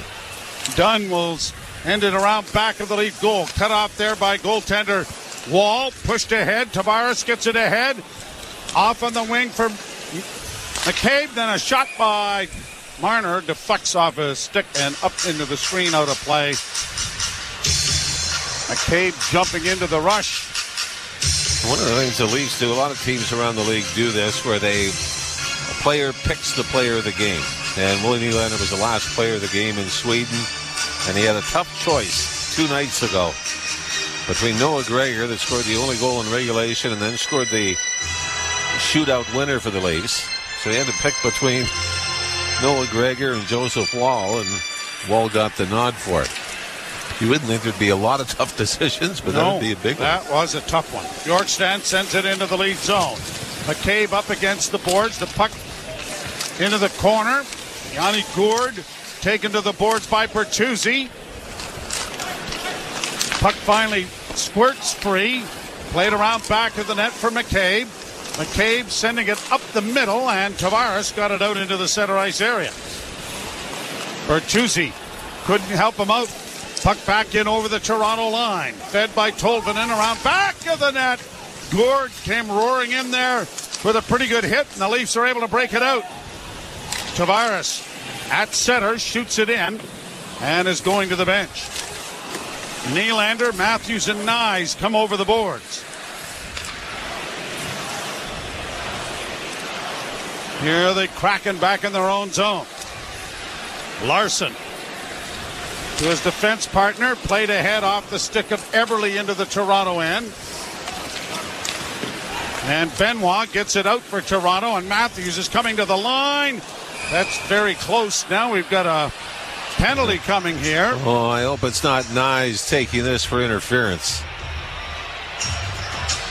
Yep. Well, Nyes tries to pull up to stay onside. Boy, I don't know the last time I've seen the offensive player take an interference penalty. I mean, he's just trying to stay onside. And makes contact with Will Borgen. Borgen went down. And I think the play was offside too, Joe. I do too. 9:13, the time of the penalty. This is the 5th power play for Seattle. A shot from the point, whistles high and wide. Rebound on the near boards now for Bjorkstrand. Eberle trying to help him out as it's pinned up against the wall. Fed back behind the net. Brody in pursuit, but he won't get there in time. McCann got it on the wing and played into the corner. McCabe around back of the net to the near side. And that got past David Camp. Puck into the corner. Eberle coming out of the corner, rolled it through the blue paint. No one there to tap it home. Round on the boards, it'll come back to Bjorkstrand at the right point. Works into the corner. Got a return pass. Bjorkstrand going wide. Centers in front and fanning on the shot completely as his stick broke was the point man on the far side. That was the return pass. Bjorkstrand going wide. Centers in front and fanning on the shot completely as his stick broke was the point man on the far side. That was McCann. McCann back with a new cue. Dropping it back for Schultz. Schultz with a shot. Blocked. And then stolen before being iced from David Camp. He had a great chance to ice the puck, but he took an extra little bit of time and had it stolen. Seattle back in business. Schultz to the far side. McCann back to Schultz. Off on the near wing. Bjorkstrand got it through the goal crease, no one home. McCann with it again. Back to the point. Shot coming. Glove made. Glove save made by Joseph Wall. One of the reasons Joe Kemp had trouble clearing the puck is when he got it, that broken stick from McCann was about a foot in front of him. And I think what he tried to do is maneuver around the broken stick. And that extra second cost him. He had it stripped off his own stick, and Joseph Wall eventually has to bail everybody out. Boy, this came through a screen in front as well. Did it ever? Back to the point. Here the Kraken with it again. Dishing it off on the near side is McCann. Getting it back on the right wing side. A shot deflects wide of the lead goal. Dunn back at the point. Won't be able to get this as it's sent out and down the ice. All right, you listen for the sound effect coming in 8 seconds now to notify everyone the end of the penalty. I'll be quiet. Oh, it's sort of like a bell. And speaking of bells, here's Nyes out of the penalty box working in a goal. And he shoveled it just wide of the net. Ding. I like that. It'd be great if there's a sound effect for every play. Yeah. Played to the far side. Kraken organizing. They've had 2 more power play opportunities than the Maple Leafs have had. Shot down into the Leafs zone. Wall out of the cage. Plays it on the glass to the near boards, but doesn't get it by Yanni Gourde. And the Kraken keep the puck in. Lagesson back of the net with Robertson to Domi. Domi getting it elevated high into the center ice area. Robertson knocked down from behind. Nylander got it in over the line. Now they have to tag up again as Domi keeps the puck in. Domi one-handing it in front of the net. And Willie tried to lift the stick of the defender, but it was Lexiak there, and he'd have none of that. Played down into the Toronto zone. 7.5 minutes to go in the third. Kept in at the point by Justin Schultz. To the left wing side, a shot is blocked before it reached the net, and it's dumped out and down the ice by Toronto. Having to play it, though, is Grubauer, so no icing. Seattle shoots it right back in again. Played around the boards by goaltender Wall. Benoit to Brody. Back for Benoit. Benoit back of the net. Back for T.J. Brody. At the blue line. Played out at center and down into Seattle territory. 7 minutes left in the third. 3-2 the score. Leafs with the lead. Schultz chased to the near boards. Bertuzzi couldn't come up with it. Benoit plays it back to the Seattle blue line. And the Kraken organizing with Schultz, getting it up on the right wing side. Wenberg works down into the corner. Protects the puck well in a centering pass on the far side. They score! Wenberg with a great pass. And Beniers coming off the left wing. Or was it McCann again? Yeah, I think it's McCann. Yep, 19, not 10. Almost the same spot he scored in the second period.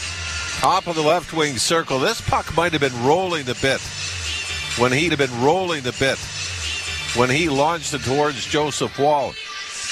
But again, the Leafs kind of get beat one-on-one. Beat one-on-one. As Benoit is able to take him, at least take him to the corner. But not a lot of help in front as the pass goes from the corner to the left of Joseph Wall all the way to the circle on the far side, and that's where McCann launched it. And the Leafs have now squandered a two-goal lead here in the third period. Played back down into the Toronto zone. Swung around the boards by Lagesson, and it's going to go the length of the ice. Icing call here against Toronto. So length of the ice. Icing call here against Toronto. So McCann with his second of the game and 11th of the season.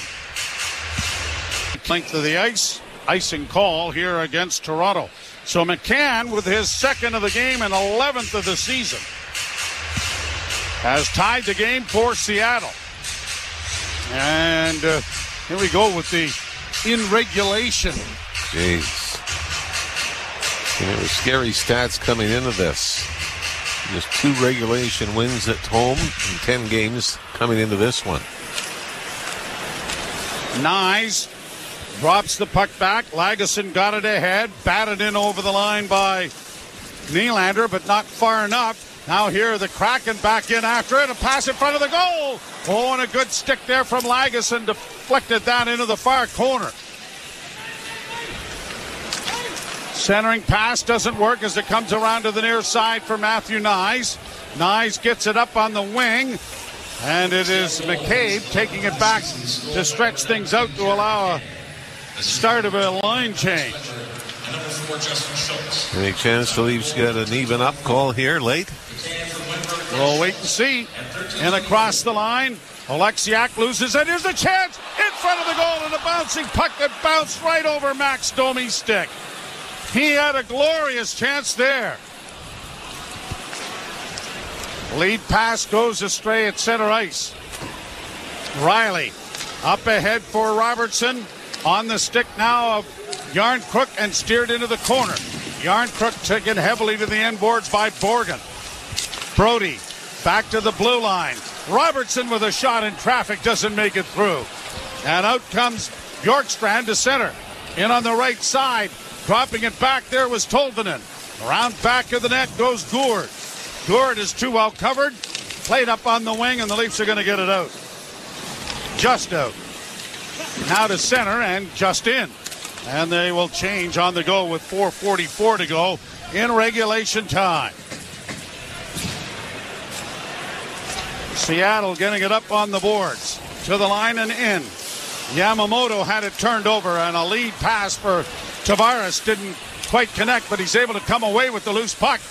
The stick of the defender's been knocked out of his hands, and now Tavares trying to get a loose puck to behave, but it didn't as it comes to the near wing and out at center ice. Yamamoto sending it down into the Toronto end. They're going end to end. Here's Dunn in with a long shot that is swallowed up by Wall, and he's going to hang on to it. McCann from Wenberg and Schultz. The scoring play that has tied this game at threes with 3:57 to play. You're listening to Molson Leaf Hockey on TSN 1050 and the Maple Leafs Radio Network. Want to be certain your reno goes right? Start with Pro Materials with CertainTeed Drywall. In fire resistant, water resistant, super durable, or soundproof and top quality insulation. Ceiling systems, premium shingles, and siding. Do it right with professional grade building materials from CertainTeed. Pro all the way. At Train West Online Academy, we have a sales training and development program that addresses all areas necessary for your success. Learning, developing, and mastering new skills and behaviors takes time, practice, and guidance. That's exactly what you'll get from our sales training program. Our training is built on the concept of incremental growth and change over time, supported by repetition, reinforcement, and coaching. If you're deadly serious about improving your skills, go to trainwest.ca to learn more. trainwest.ca. I never get to stay up late. My dad won't take off my training wheels. I accidentally threw my shoes on the roof of the school. Kids should have kid problems. I'm gonna have to skip lunch today. Not hunger problems. 1 in 3 food bank clients are children. That's why this November, $1 from every Subway app and online order goes to the Never Miss Lunch program in support of Food Banks Canada. Join Subway this November and help feed kids in communities like yours. For full details, visit subway.ca.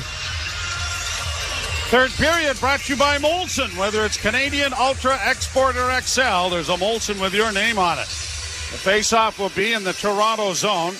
Brought to you by Alpine Credits. You own your own home and need a loan, Alpine Credits can help. Get approved at alpinecredits.ca. As much as you commend the Leafs and the number of times they've been able to bounce back from deficits to win games. As much as you commend the Leafs and the number of times they've been able to bounce back from deficits to win games, they've blown their share of 2-goal leads as well. They had a 2-goal lead in Chicago, ended up losing their share of 2-goal leads as well. They had a 2-goal lead in Chicago, ended up losing that game in overtime, blew a 2-goal lead in the third period against Minnesota when they were over in Sweden. And Willie Nylander salvaged that. Here's Nyes off a face-off win by Toronto, dropping the puck back, but it's stolen. Beniers into the slot, a shot. Oh, and it whistled wide of the goal. That was more of a nonchalant. Now wide of the goal. That was more of a nonchalant. Now here's Nyes trying to make amends as he gets it down into the Kraken zone. Around back of the net, Matthews. Back to the point, and it bounced over the stick of Brody and comes back out at center ice. Riley launching it high into the zone. Vince Dunn got it up on the left wing. Tolvanen dropping it back, and Dunn will carry to center and to the line and in. Long shot, blockered away nicely by Wall. Fed around the boards, it'll come to the near side. Tolvanen keeping it in and around back of the net. Gourde getting it back to the point. Alexiak with a shot right on that was stopped there by Joseph Wall. 3 minutes to go, third period, and we're tied 3-3. Shots are 32-27, favoring the Seattle Kraken. And the puck is back of the Toronto goal.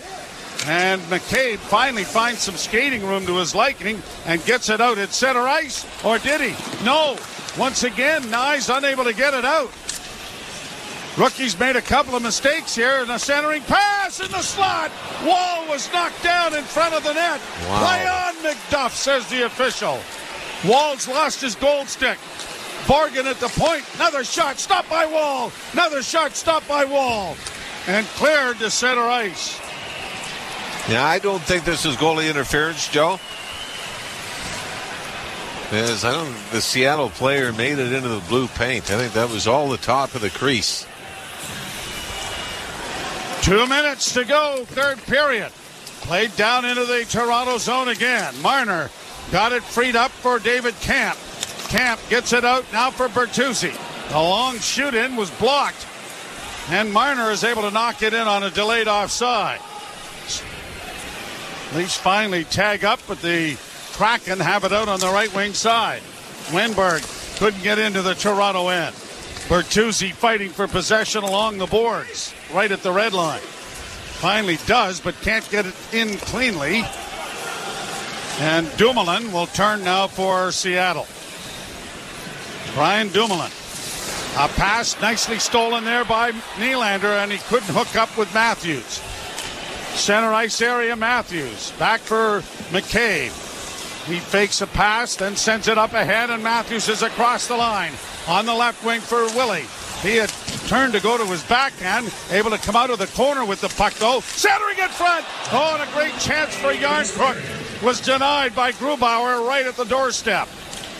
Less than a minute to go in the third. Leafs with it in their own zone. Nylander plays off to the far side. Up the middle it goes to Matthews. He couldn't get it into the zone. And the Leafs are changing. And Riley has it back in his own end. To the left wing side for Bertuzzi. Able to launch it down into the Kraken end. Around on the far side, Alexiak. Plays it through center ice. Bounces it down into the Leaf end. Quickly played back by Riley. Bounces it down into the Leaf end. Quickly played back by Riley, but then just as quickly brought back in by Seattle.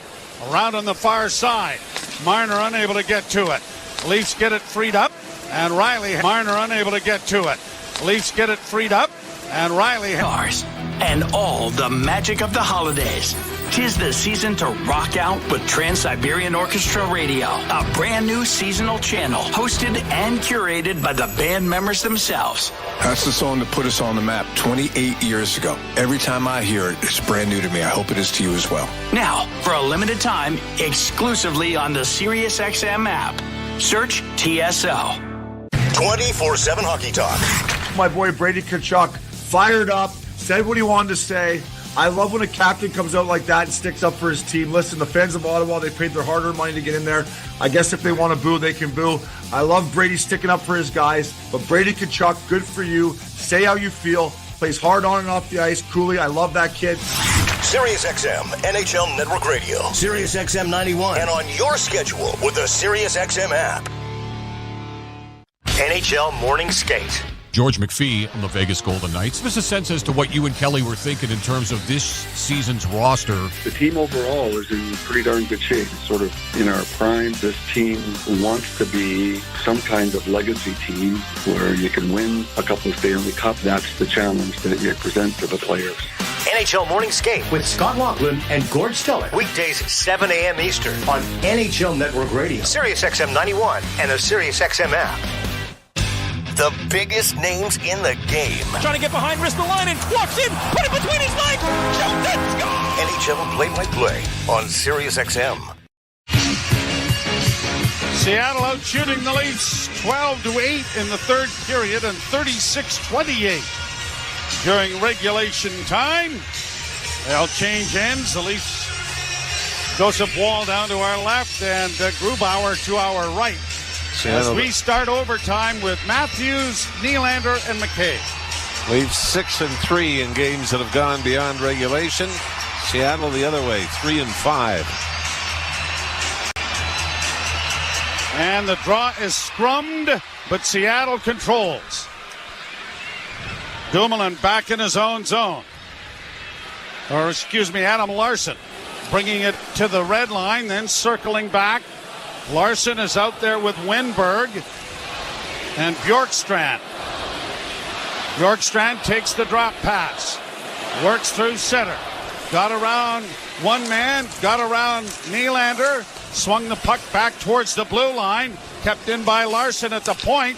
Off on the right wing side, McCabe trying to mirror his man. That goes down into the corner. Centering pass comes back for Wenberg. Now back to the point. Larson going to take it back and get a change of forwards going here.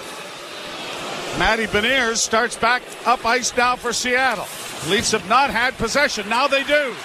And then forced out at center by Matthews, but given away. Back come the Kraken.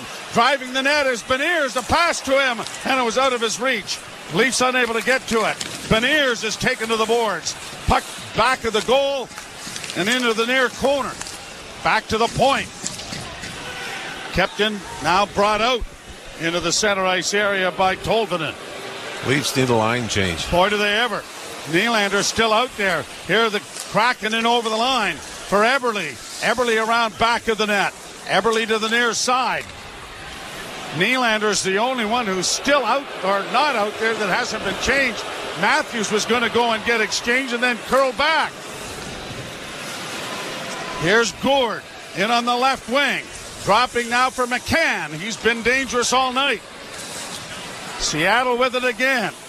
Schultz cycling the puck. Gourde comes into the slot. Thinks about shooting, then got it in front of the net, but it rolled off the stick of Schultz. Now a one-timer. Good blocking save made there by the Leafs. They could use a whistle here, but they can't get it to the goaltender. Back to the net is McCann. Jared McCann centers. Oh, and it was chipped just wide by Gourde. Now the Leafs have Marner out. He's out at center. Marner going to circle back. Well, Austin Matthews was on the ice for almost 2.5 minutes. Riley drops for Marner. Marner dropping it again. Leafs get onside as Yarncrook gets it in over the line. Riley, left wing side, doesn't shoot it. Gives it back to Marner, who's going to bring it out at center. Yarncrook takes his pass. Marner with it again to Yarncrook. Yarncrook stops up. Now makes a spinning move to get in over the line with Marner. He takes the puck. Marner trying to center, and a work wide to the near boards. Marner is able to get to it. Brings it out at center. Leafs are going to get a change going. Morgan Riley in on the left wing. Going wide. Back of the net. Out now to the near side. Still with it. Cross ice feed. Morgan Riley in on the left wing. Going wide. Back of the net. Out now to the near side. Still with it. Cross ice feed. Nylander can't beat the defenseman. Back of the net, it'll go Larson. Playing it up on the right wing. Brody has replaced Riley. And Domi is on the ice as well for Toronto. Here the Kraken getting it down into the zone. Wenberg plays it back to the point. They're getting a change going. Walking the line, Bjorkstrand, and now decides to take it out at center. Bjorkstrand in over the line. Pass off on the right wing side, driving the net in a goal. Oh, and a chance off Wenberg's stick, but Wall made the save. The Leafs get it down into the Kraken zone. Minute 14 to go in overtime. Huge save there by Joey Wall. Here the Kraken back in. Wall makes the glove save and then is instructed to hang on to this thing. Boy, 1:05 to go in overtime. How many seconds do you think the Leafs have had possession here? Maybe 35, 40? Maybe. It was 2.5 minutes before Austin Matthews could get off the ice. when the Leafs finally got control of it, Mitch Marner jumped on for Willie Nylander, but it was 2.5 minutes, and that's why Matthews, who briefly thought about trying to join Marner in a 2-on-1 rush, had to get to the bench. 39-28 the shots for Seattle. Matthews won this face-off. Riley, Matthews, and Marner for Toronto. Here's a drop pass for Marner. Marner works out through center to the line and in. Marner into the slot area. Couldn't get a shot away. Now he does to Matthews, to Riley. And he chipped it wide. But now the Kraken are coming back on the left wing. Vince Dunn in. Sprawling was Marner. Centering pass. What a save by Wall. Holy mackerel, what a save. He goes post to post with the left leg. Seattle's still with it. But it goes into the corner. Boy, they owe him one now. They do indeed. Brought out by Morgan Riley. Up ahead for Marner with Matthews. Marner to Riley, or at least to McCabe, who's come off the bench. Centering pass. Matthews to McCabe. Rolled it in and it went wide. 6 seconds. Pass intercepted, and it'll be brought to center ice. But there won't be another shot as the horn goes. Boy, Joseph Wall, I mean, it looked like this game was done. But he goes quickly from his right to his left.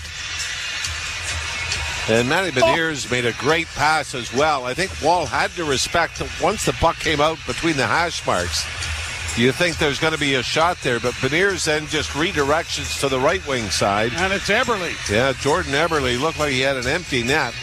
But Joseph Wall went to from the right wing side. It looked like it drilled, didn't it? Right wing, middle, left side. Oh, that left pad just snapped out there. And Jordan Eberle just rolling his eyes. Right wing, middle, left side. Oh, that left pad just snapped out there. And Jordan Eberle just rolling his eyes. So, for the second straight game, the Maple Leafs are going to a shootout. And Joseph Wall, as he did in that game, saving his best for the overtime. What a save with that left leg. My goodness. Shots finish at 40-29. This is the fourth time in the last 5 games the Leafs have gone to extra time. And as was the case, gone to extra time. And as was the case a couple of nights ago, Willie Nylander is going to shoot first. He was denied against Florida. Here he comes. Weaves to the left wing side, right down the middle of the ice with a deke. And the pad gets out there from Grubauer to deny as Nylander took it to the forehand. Seattle 1-2 in the shootout. The Leafs 3-1. Yeah. As Nylander took it to the forehand. Seattle 1-2 in the shootout. The Leafs 3-1. And the 4 previous times they've gone, as you mentioned, the last time was against Florida 2 nights ago. Yamamoto will shoot here for Seattle. Right-handed shot. Weaves to the right wing side, slowly in, and a blocking glove save made by Wall. One thing for the goaltenders, if you see all of a sudden the forward stop, moving his feet, I think that's when you got to kind of gamble and push out a little bit. Come out a little bit, yep. Here's Austin Matthews. Works in on the far right side. Left-handed shot, middle of the ice. Deke shoots, scores!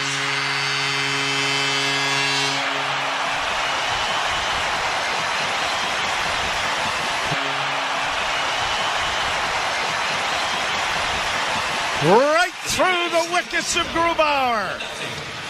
Now shooting for Seattle, number 19, Jared McCann. Jared McCann, who's had a nice night here tonight. Here he comes. McCann, right-handed shot coming in with a shot. Glove save made by Wall.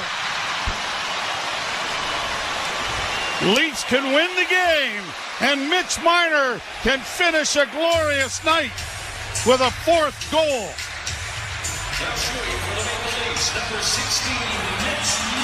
Here he comes, right-handed shooting, in at the top of the circle, slowly with a shot. Scores! The Leafs win it! Mitch Marner has 3-1.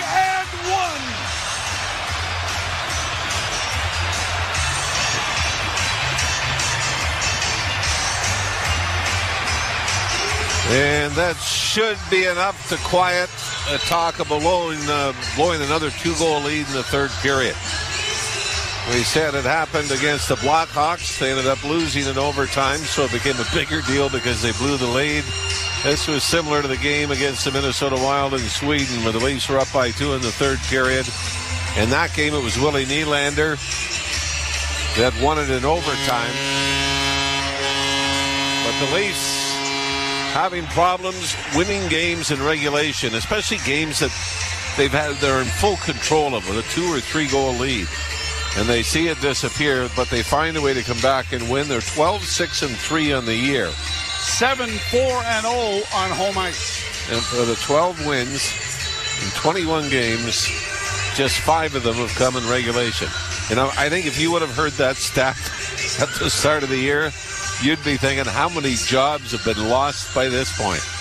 But the Leafs, I guess it's the good news is they continue to find ways to get points when you keep thinking there's got to be something better around the corner. Well, we'll see what's around the corner for the Leafs, and it's the Boston Bruins who will be here on Saturday night.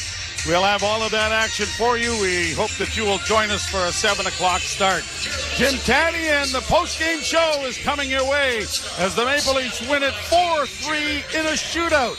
You've been listening to Molson Leaf Hockey on TSN 1050 and the Maple Leafs Radio Network. The push for the fantasy football playoffs is on Fantasy Sports Radio. Wow! Unbelievable! Don't make the wrong roster move. Don't start the wrong player. Don't make the mistake that will cost you a win. Sam Laporta has been consistently good. Touchdown, Detroit Lions! Sam Laporta! Whether you're jockeying for playoff positioning or need a win to secure your spot,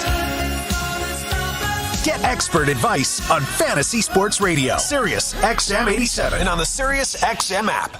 The Point with Boomer Gordon. Speaking to grew up an Islander fan, you're not good enough to win now. You've got no prospects for the future, and you're not bad enough to get like the lottery pick. So we're just going to watch the Islanders float in the hockey abyss indefinitely until someone in the organization acknowledges that what they have is broken. And I don't think anyone's going to do that. Point with Boomer Gordon. 1 p.m. Eastern on NHL Network Radio, Sirius XM 91, and the Sirius XM app.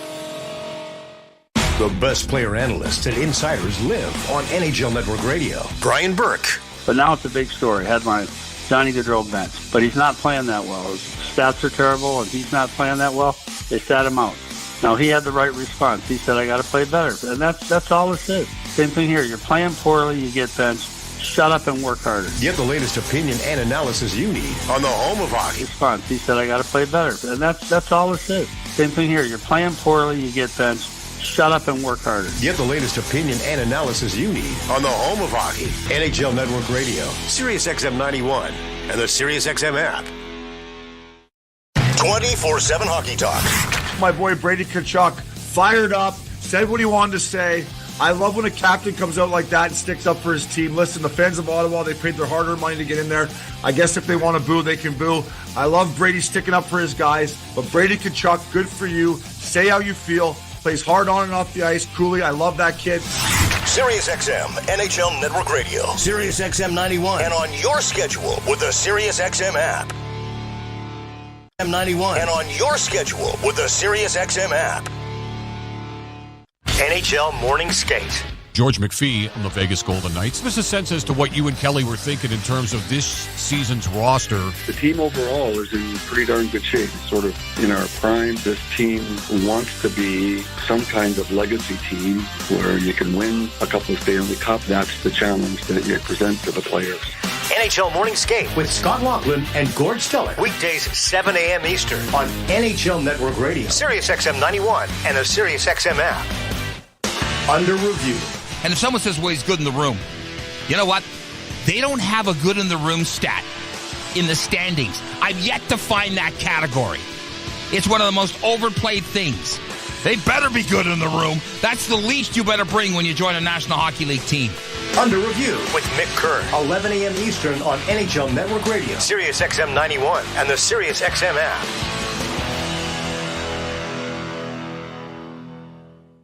The best hockey lives here. Burns gets it back. Stick handles to the backhand. Moves in front. Score! NHL play-by-play on Sirius XM. This is Leafs Game Night on TSN 1050 and the Leafs Radio Network. The Leafs live here. And Mitch Marner can finish a glorious night with a fourth goal.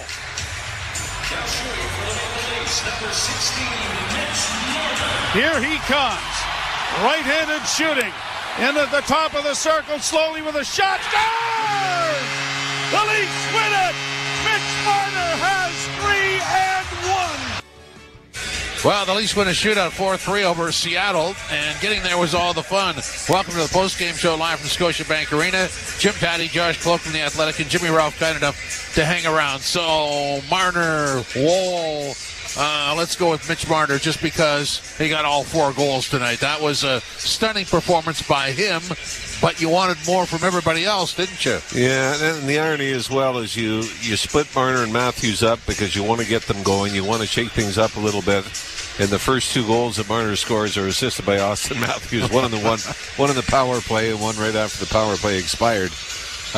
But yeah, I mean, I think just talking to Josh before we came back on the air here, and you talk about it again, how if you win in a shootout, it changes your perception of the previous 65 minutes. Now we're talking about Mitch Marner. We're talking about Joseph Wall. Seattle wins it in a shootout. We're talking about a 2-goal lead blown in the third period that they couldn't close out. To me, it is absolutely baffling that at this point, if you would have said at this point, say in training camp, you said at this point, at the end of November, they'd have 5 regulation wins.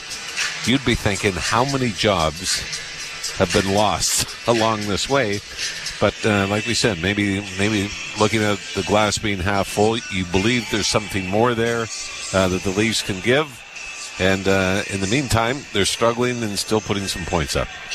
We're talking about glass half full. Yeah. You know, we were talking in the first intermission. If Mitch Marner can really turn a corner, and if that first goal, you saw the look of relief in him, and if he can turn a corner, what could that mean for this Leafs team? We saw it in the shootout. Look at the way he dangled in that shootout. Yep. We wouldn't have seen that for Mitch Marner a week and a half ago. He can turn on a dime. Confidence, can come so quickly. And, I think if you're Mitch Marner, you really feel a lot differently tonight than you would have in weeks past. And if you're Sheldon Keefe, you feel a lot better knowing that if we can't get it done in regulation, which is looking, as you said, Ralphie, to be a challenge, we have the guys that can get it done in a shootout, because you're right, it changes the entire perception of this team. The Joseph Wall save off Everly in overtime was absolutely outstanding. But going back to Mitch Marner, even the breakaway goal he scored in the second period. Yeah. Yep. I mean, you when he's on, you just have that feeling that he's either going to make this in-tight move to go around him, or he's going to suck him into backing up too fast, which he did, and stamped it over the shoulder. So, yeah, there's, hopefully it becomes a turning point on the second hat-trick in Mitch Marner's career. And Austin Matthews, I thought, was more noticeable, had more opportunities as well. So, and the fourth line, I thought, we talked about this, that Sheldon Keefe can't be very superstitious, because he brought Bobby McMahon up. His first game was against Vancouver. Gets 2 assists in the first game. They win both games in Sweden. Doesn't play again until tonight. And you're thinking, boy, if you're superstitious, you're going back with that same lineup and throwing him out. But that fourth line, and especially, I believe it was early in the third period, they had an outstanding shift. Yeah. They had 3 or 4 shots on goal. Noah Gregor had a big, and I'm a huge Noah Gregor fan. Yeah. And it just, you're thinking that's exactly what you need from your fourth line. They didn't score, but the momentum kept going when they got the line change in. And Sheldon Keefe threw him out, I think 2 or 3 shifts afterwards, right? He threw him out right away. Yeah. They did allow a goal. The third line did allow a goal, but that's what has been missing from that fourth line all season is sustained offense. Yeah, just some energy even. Yeah, when you have David Kampf as your center, you're going to be hurting a little bit for offense. I really think, Keefe is going to have to look at this kind of game and that kind of shift and say, if our big guys aren't going and we need bottom six scoring, can we afford to keep putting Ryan Reeves in the lineup? Because if you look at that shift, what Bobby McMahon can do, what Noah Gregor can do, that's what you want. That's what you need. That's what any NHL team that wants to contend needs, is scoring in the bottom of the lineup. I was going to say, you start going through the Stanley Cup winners over the last few years. You go to the fourth line and you say, okay, this might be as similar as we've seen from a Leaf standpoint in the last few years. Well, look, Gregor had 4 shots on goal, McMahon 3. That's not bad for a fourth line. So we're talking about, and we're happy that Marner snapped out of it, but that was going to happen. And Wall played, there's 3 saves in overtime where they got increasingly more difficult, and he made all 3 to keep them in and was flawless in the shootout. But having said that, we're talking about a goalie that we're pretty confident in and 4 star players that are going to get there. It's the other guys that seem to me, there's some negligence there. I mean, you're looking for defensive structure, controlling your own fate. We don't see that. Well, I mean, even as Josh mentioned, the goal that the fourth line gave up, David Kampf had his man, and he's usually so good defensively, had his man, then